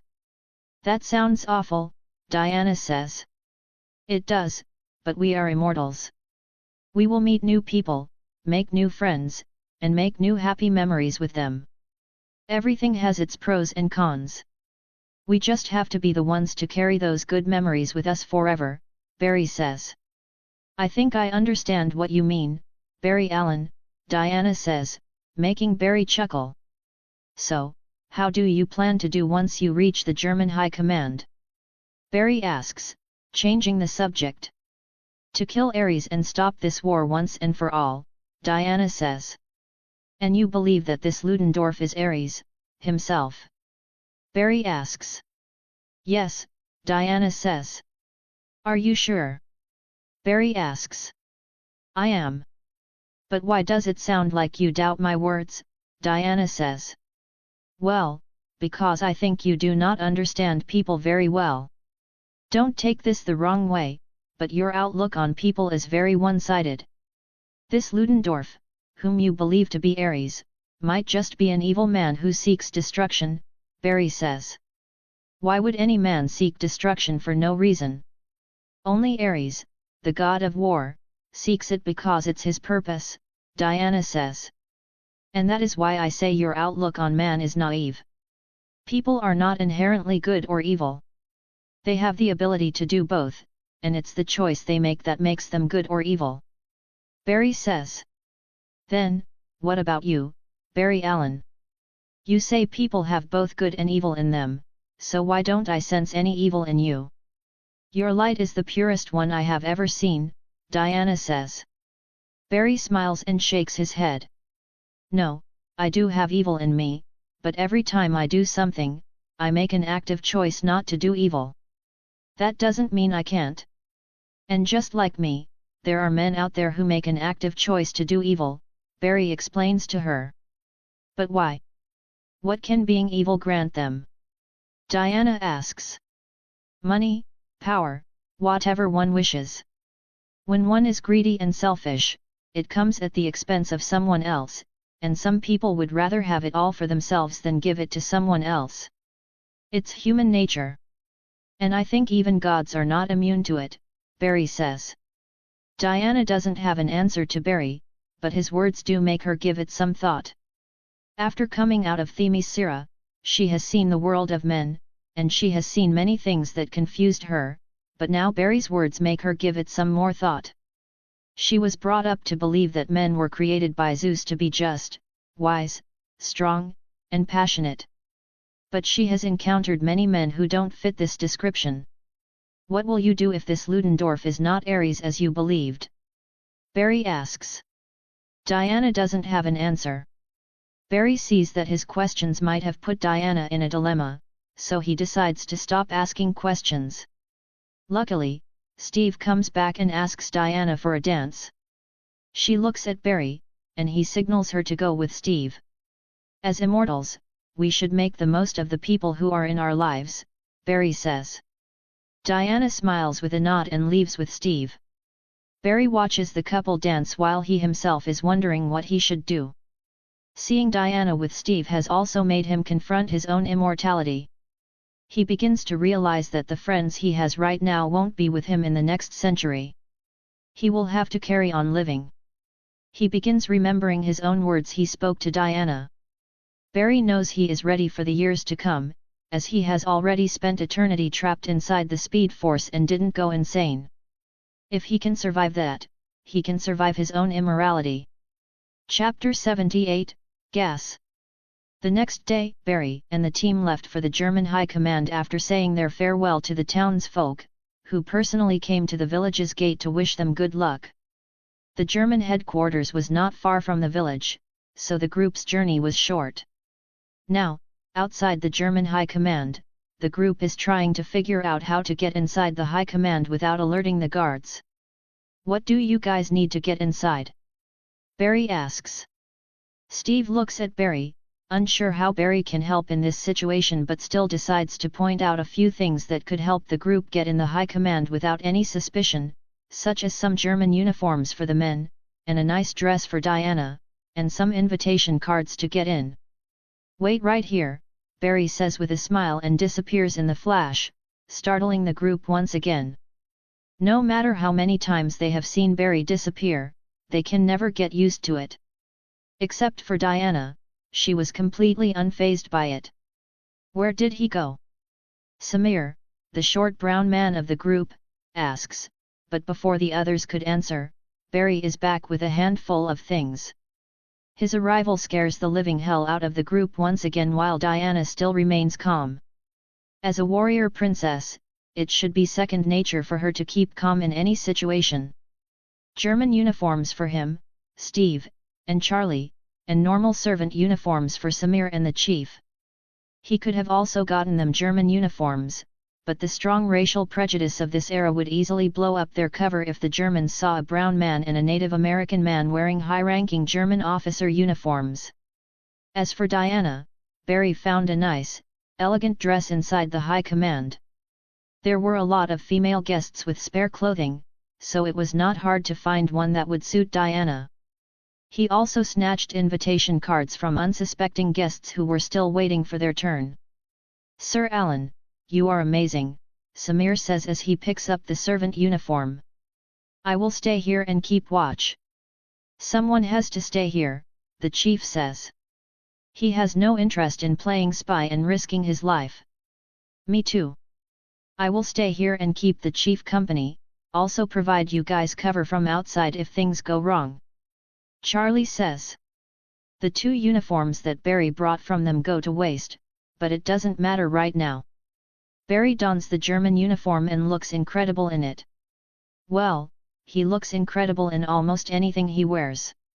Seeing Barry change into the uniform in an instant surprises the group once again, but they are quickly getting used to this magical man.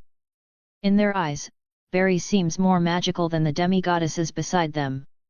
Steve, Diana, and Samir changed into their respective dress as well before stealing a vehicle from one of the passers-by. Diana, Steve, and Samir go as one group, Samir acting as their designated driver. As for Barry, he really doesn't need anyone to escort him inside. He can just run in without being noticed by anyone. Now inside the German High Command, Barry, dressed up as a high-ranking German officer, gets a lot of attention from the ladies.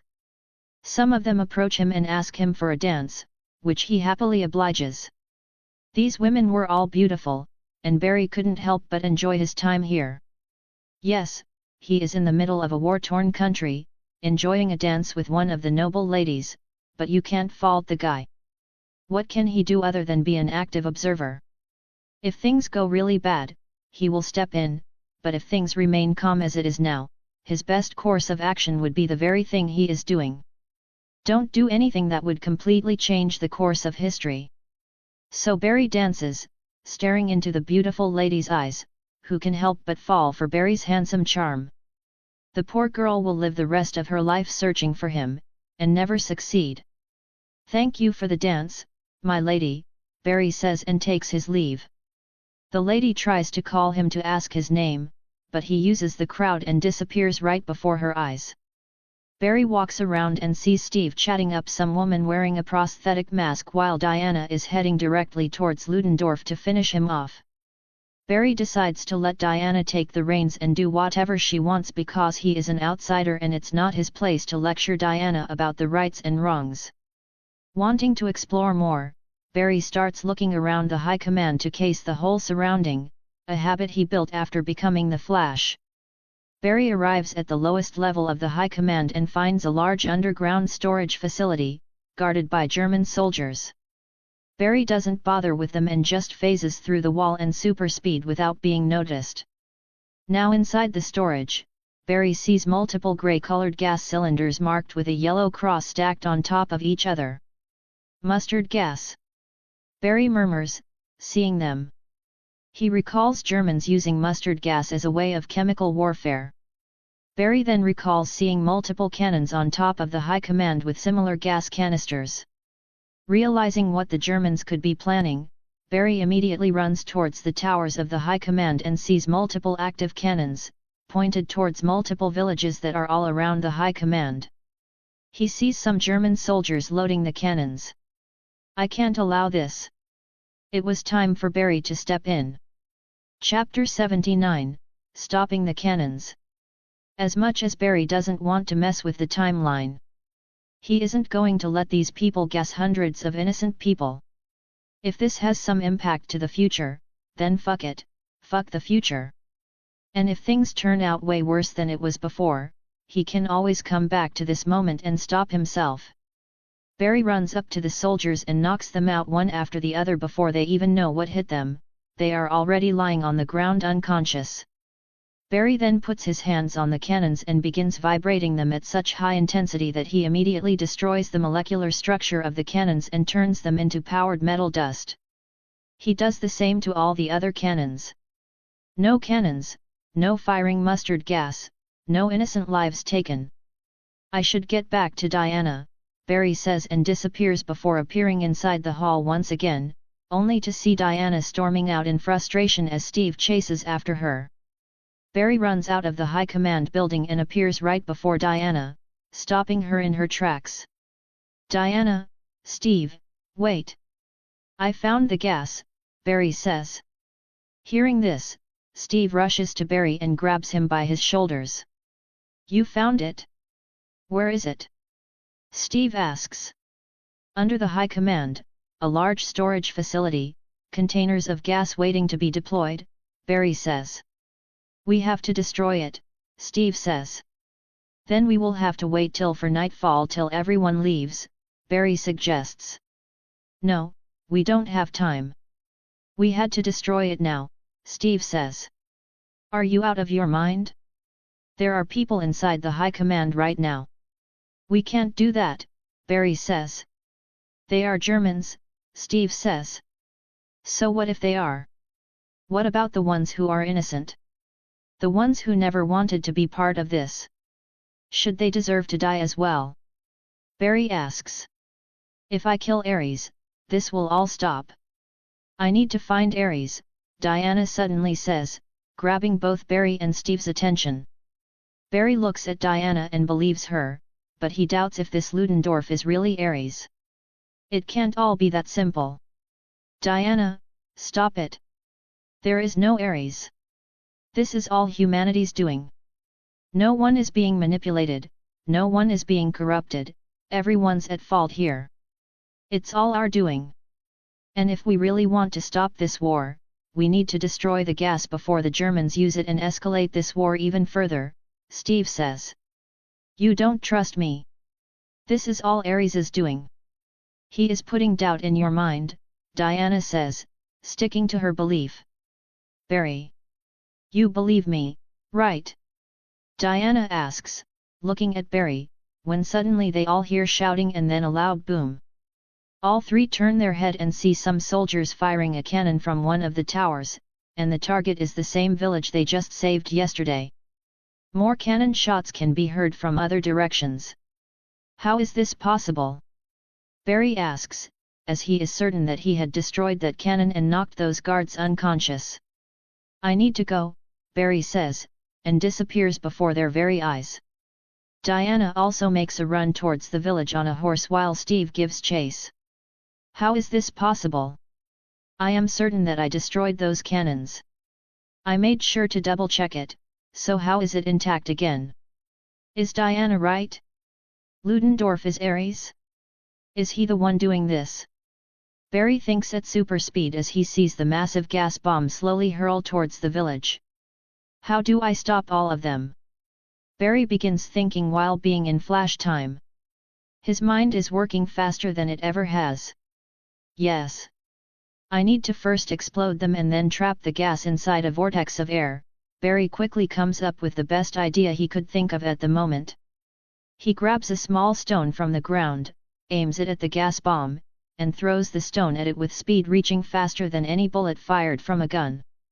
The stone easily pierces the bomb container, and before the bomb can even explode, Barry runs around in super speed, creating a powerful vortex of air, trapping the escaping gas from the bomb in a small area.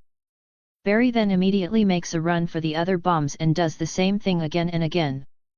If one looks from afar at a 3-4 mile radius, one would see multiple tornadoes conjure out of thin air, all at the same time across multiple areas.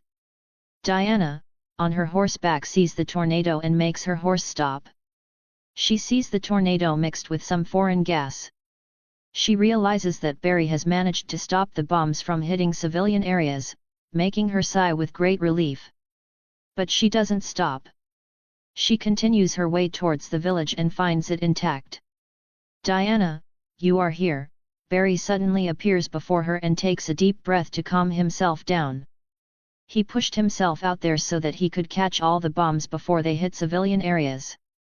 It's probably the fastest he has ever run because he needed to create multiple tornadoes at the same time across miles of distance. Seeing Barry, Diana gets off her horse, walks up to him, and gives him a hug. Whoa, what's this about? Barry asks, caught by surprise. Chapter 80, It really could be him. Barry is surprised by Diana's sudden hug, but he lets her have a moment and calm down. After a few seconds, Diana lets go and looks at Barry. Thank you, she says. For what? Barry asks. For saving these people. Without you, all of them would be dead, Diana says. No need to thank me. That's what we heroes do, don't we? It's our duty to save and help those who can't help themselves, Barry says with a smile. Diana, who just saw how cruel humans can be, willing to kill innocent people for no reason, now also sees the other side of it through Barry, the one who is willing to save everyone, no matter who they are. She is aware enough to notice that Barry hasn't killed a single person, even though he is the one who took out most of the enemies. This person standing before her embodies what it means to be a man in her eyes. Steve finally arrives. Diana. I finally caught up to you, he says while looking at Barry standing beside her. Glad you are here. I need to tell you guys something, Barry says, snapping Diana out of her thoughts. What is it? Diana asks. Those cannons that just fired the gas bombs. I had destroyed all of them just a minute ago before I approached you guys, but they seem to have been restored, like magic, Barry says. It must be Ares, Diana says. And I think I am starting to believe you, Barry says. You are serious? Steve asks. Why would I lie? I had reduced those cannons to fine dust by destroying their very molecular structure. One shouldn't be able to reconstruct them in a minute unless some kind of magic is involved, Barry says. Then we need to find Ludendorff, if Diana is right about him. Killing him might actually end the war, Steve says. He, too, starts to believe Diana's words now that he has seen the impossible, which is Barry. Before, he was still skeptical, thinking that Diana might have misunderstood things. But now that he has seen Barry and heard him talking about the usage of magic, the possibility of Ludendorff being Ares has increased even more. Suddenly, Steve sees black smoke rising in the distance. Noticing this, Barry turns his head. What's that? He asks. It's Chief. He must have followed Ludendorff. We need to follow the smoke, Steve says. Hearing him, Diana immediately gets on a horse and chases after the smoke. Seeing this, Steve rushes towards the motorcycle and gives chase to Diana.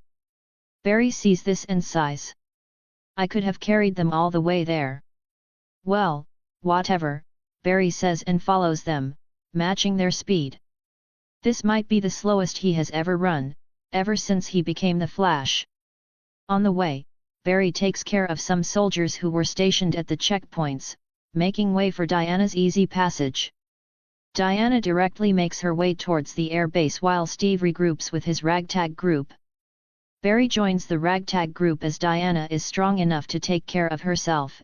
If anything is in need of this protection, it's this group he has made friends with. The group soon arrived at the barbed fence. How do we get in? Samir asks. There must be another way in, we need to find it, the chief says. No need, I can get you guys in, Barry says and walks up to Steve and holds him by his shoulders. What are you doing? Steve asks, confused. Just hold your breath, Barry advises. He then enters flash time and makes a run for it, taking Steve with him. He effortlessly runs him over the fence before coming back for the rest. Before the group even realizes what happened, they are already on the other side. They all feel a little dizzy and off balance, but manage to get their act together. The group looks at Barry as if he is some kind of magician, as the only thing they have experienced is the change of environment. If they didn't have an understanding of Barry's power, they would think they just teleport. Is there anything you can't do, Mr. Allen? Samir asks in awe. Barry just smiles. I need to find Diana, Steve says, and immediately goes in search of her. Barry lets him. His focus is on keeping the boys safe. What's the plan? Barry asks. We go in and stop this war once and for all, Charlie says, cocking his gun. Barry and the group make their way towards the hangar and find soldiers upon soldiers running around carrying bombs in their hands. More gas bombs, Barry says. Steve comes back running. Where's Diana? Samir asks. We are on our own, Steve says. Hearing this, Barry wonders what happened to make Diana hesitate, but this is not the time to ask questions. It's time to take action. I can't see where they're taking them. Charlie questions while looking through the scope of his gun. How do we get in there? The chief asks. I've got an idea, Samir says and tries to run, but Barry stops him. Okay, calm down, Samir. I think you guys should stay out of this. Let me handle the rest, Barry says. What are you saying? We can't just sit back and watch them do whatever they are planning, Steve says. Who said I am going to let them? The hangar is full of soldiers. You guys are unnecessarily risking your lives. I will take care of it, don't worry. I just need to get rid of the gas bombs. That's the plan, right? Barry asks. As basic as it can get, Charlie says. Then, just stand here and let me do my thing, Barry says and disappears before their very eyes in a flash of lightning. Chapter 81, Dealing with the Bombs. Entering flash time, Barry starts running around the hangar, trying to find a place to put all the gas bombs together so he can get rid of them all at once. He cannot just run away with all these gas bombs and drop them in some ocean, because it would take multiple trips, and there are a lot of them here. Instead, he plans to put them all together in one place and blow it up before dispersing it thin by creating a massive tornado, just like he did with the gas bombs shot from the cannons. And then he finds it. A warehouse filled with more bombs. Barry runs in and finds a woman working on something. Barry recognizes her. She is the woman Steve was talking to, Dr. Poison. Let's get her first, Barry thinks, and walks up to the woman. He grabs a handcuff from the table and cuffs her hand before running her back to the group of ragtags who can look after her. Barry then starts running around again, approaching a soldier and taking the bomb from their hands, and running it back to the warehouse. The most he can carry with him is 2 bomb shells. But with his speed, it really doesn't take long. Barry runs around the hangar so fast and in a constrained area that he conjures a lightning storm, scaring the hell out of the German soldiers. Even Steve and his ragtag friends watch in awe as Barry conjures a lightning storm. It's like someone has set the whole hangar on firework. Barry doesn't leave a single bomb behind and stuffs the warehouse with them, before throwing a bolt of lightning at one of the containers to ignite it and start a chain reaction of explosions. Barry runs out and begins running around the warehouse. He breaks the sound barrier, dragging the air with his body, making it move, and conjuring a massive Category 5 tornado. With wind speeds hitting over 500 miles per hour, it acts as the perfect blockage as the warehouse explodes into a massive ball of fire, debris made of metal and rocks, and liters of mustard gas. The gas gets sucked up by the massive tornado, spreading it extremely thin as the tornado reaches high up in the sky. Barry then hits a different level. He starts grabbing soldiers and runs them out of the hangar one by one at closer to the speed of light, so that they don't get sucked into the vicious tornado he just created. Steve and his friends watch in horror as they feel the wind kick off crazily. They are far enough to be safe, but they can still feel the violent power of this tornado. They can't believe someone can actually have the ability to bend nature to their will like this. Barry suddenly appears before them once again, scaring the group again. "I think you guys should get out of here. That tornado won't dissipate for a while, and when it does, the gas should be spread thin enough not to cause much harm," Barry says. "You are incredible, Mr. Allen," Samir says, saluting Barry. "What about Diana?" Steve asks. Just then, they all hear a loud boom and a powerful war cry that shakes the soul inside their body. The whines that were already chaotic started getting more violent, making it hard for the group to even open their eyes. They all turn towards the direction of the loud boom and see a man floating in the air, staring down at Diana. "Is that who I think it is?" Steve asks. These past few days have been life-changing for him, as his worldview has completely shifted. Gods, demigods, an island full of women, and people with superpowers. What else does the future hold for him? "I believe so. You guys should leave now. It's going to get very dangerous," Barry says, and disappears from their eyes once again, and the very next moment, he is standing next to Diana. Diana turns her head and sees Barry. She is glad to see him. Having someone like Barry by her side would be of great help when fighting someone like Ares. Barry looks at Ares and finds him very ordinary. In Barry's head, Ares was someone with a massive muscular frame with a rough, rugged look. But the man before him looks like an average Joe. He especially looks comical to Barry with that sissy mustache he has over his lips. "Ah, a champion of the Speed Force. You have a great ally beside you, Diana, but he won't be enough to save you from me. I will end you today," the man says with fiery eyes. "You know, I thought the god of war would look big and scary. Is he really Ares?" "He looks goofy as hell," Barry says to Diana. Diana looks at Barry and finds his comment about Ares funny, but she keeps a straight face. "How dare you mock me, mortal? I will have your head." Ares threatens, pointing his finger at Barry, raging with fury. Chapter 82, Fight Against the God. Barry has to admit, he is feeling a little excited as he faces off against the god of war, Ares, with Diana by his side. Ares will be his first big bad guy he is going to fight. What he wants to know is how much of a fight this god can put up against him. Barry is immortal, he is faster than light, his strength has increased exceptionally, and his body's toughness is getting better and better day by day. He doesn't see any scenario in which this god can put up a fight against him. Every day, Barry wakes up and realizes that having super speed, that too at his level, is probably one of the most broken abilities one can have. The only reason Flash in the comic books and TV show faced any kind of defeat was because the writers decided to. So now here he is, standing before a god, and he doesn't feel a bit of nervousness. You don't need to shout to get your words across.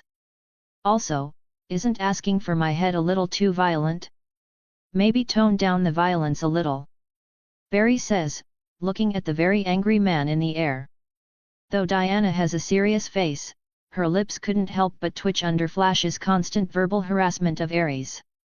You have a mouth on you, mortal, but don't worry, when I am done with you, you won't have a jaw to shut, Ares says. Is he always this gnarly with his words? Barry turns to Diana and asks. Diana just gives him a look and brings her focus back on Ares. Enough. Looks like Ares has finally had enough of Barry, so he waves his hand and a military vehicle that was flipped over suddenly shoots up in the air and comes flying towards Barry in breakneck speed. When a massive over 2-ton metal box comes flying at someone at the speed of sound, it usually ends with that person being turned into a meat paste, but not Barry, because he is the Flash, and there is rarely anything the Flash can't do. Seeing the military van coming at him, Barry looks at it, unfazed. Diana immediately jumps to the side to dodge the van. As for Barry, he just begins vibrating. The military truck crashes into the ground and keeps rolling for quite a while, turning into a piece of scrap. As for Barry, he just stands there with not a scratch on his body. He just phased through that van without moving from his spot. Ares sees this and frowns. He is not someone to give up so easily. So he raises both his hands and multiple pieces of metal, large, small, and of different shapes, start hovering up in the air. He then tosses all of them at Barry and Diana. This time, the force behind these objects is even greater. All of them are breaking the sound barrier. Barry turns his head to look at Diana and sees her preparing herself for the incoming barrage of flying metal projectiles.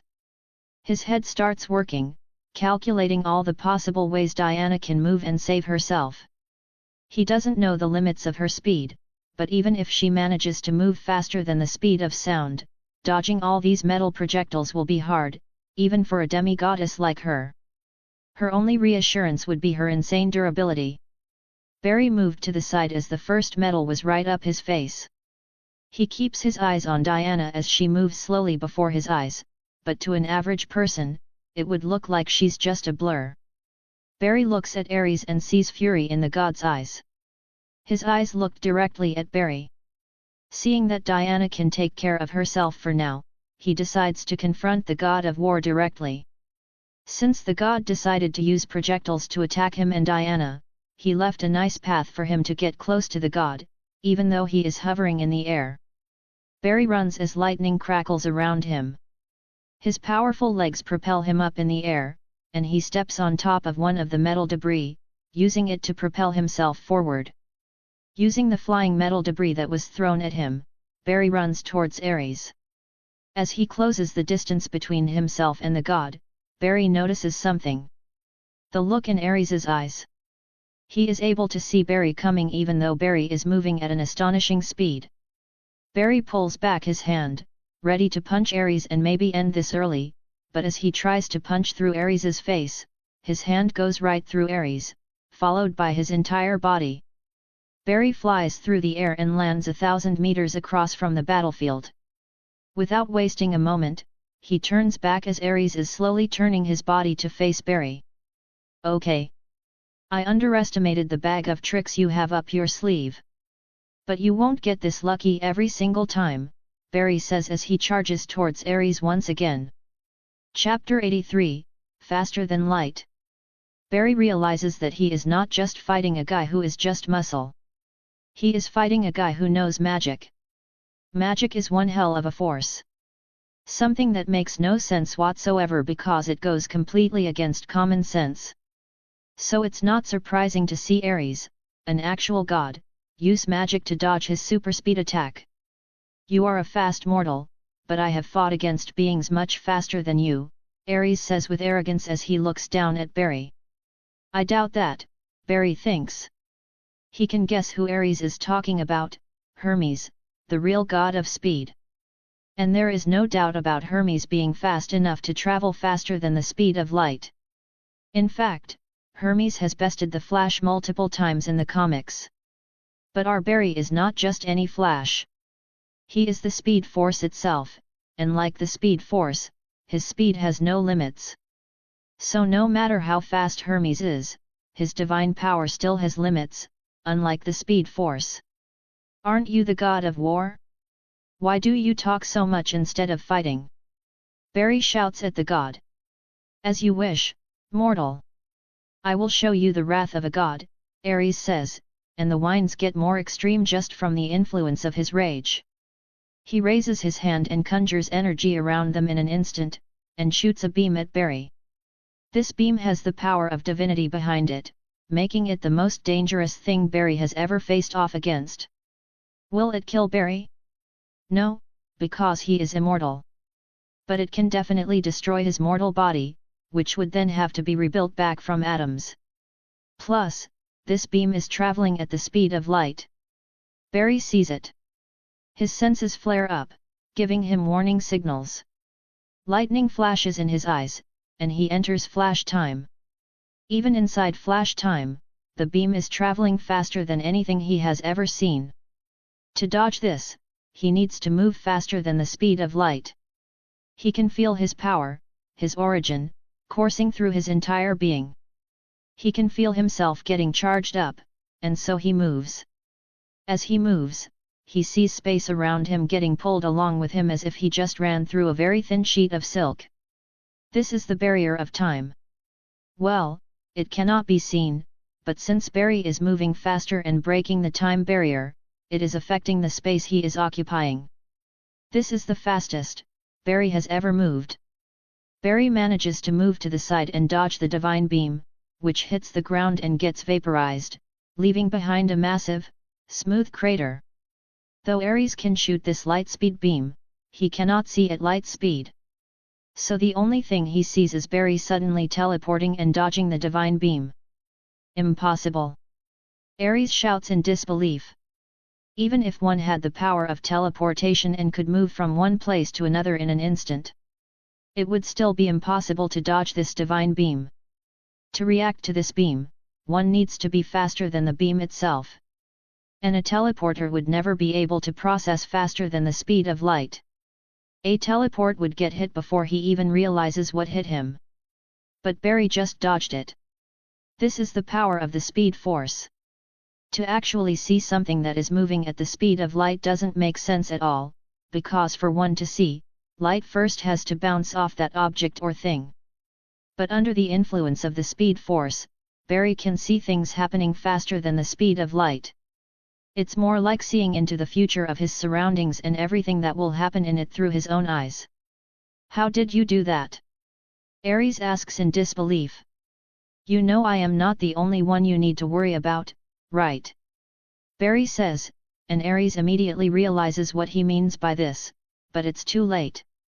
Diana's fist smashes into Ares's head, sending the god crashing into the ground. Seeing his chance, Barry runs towards Ares. As Ares tries to get back up to his feet after getting his head rattled by Diana's punch, the god doesn't know his head is about to be viciously punted. Barry runs at Ares with super speed, who has his hands on the ground, trying to push himself up, but the very immediate moment in time, Barry punts the shit out of Ares's head. His head snaps faster than his muscles are used to moving, before his entire body shoots through the air. Barry arrives next to Diana and looks her in the eyes. Do you know how to get rid of him? Barry asks.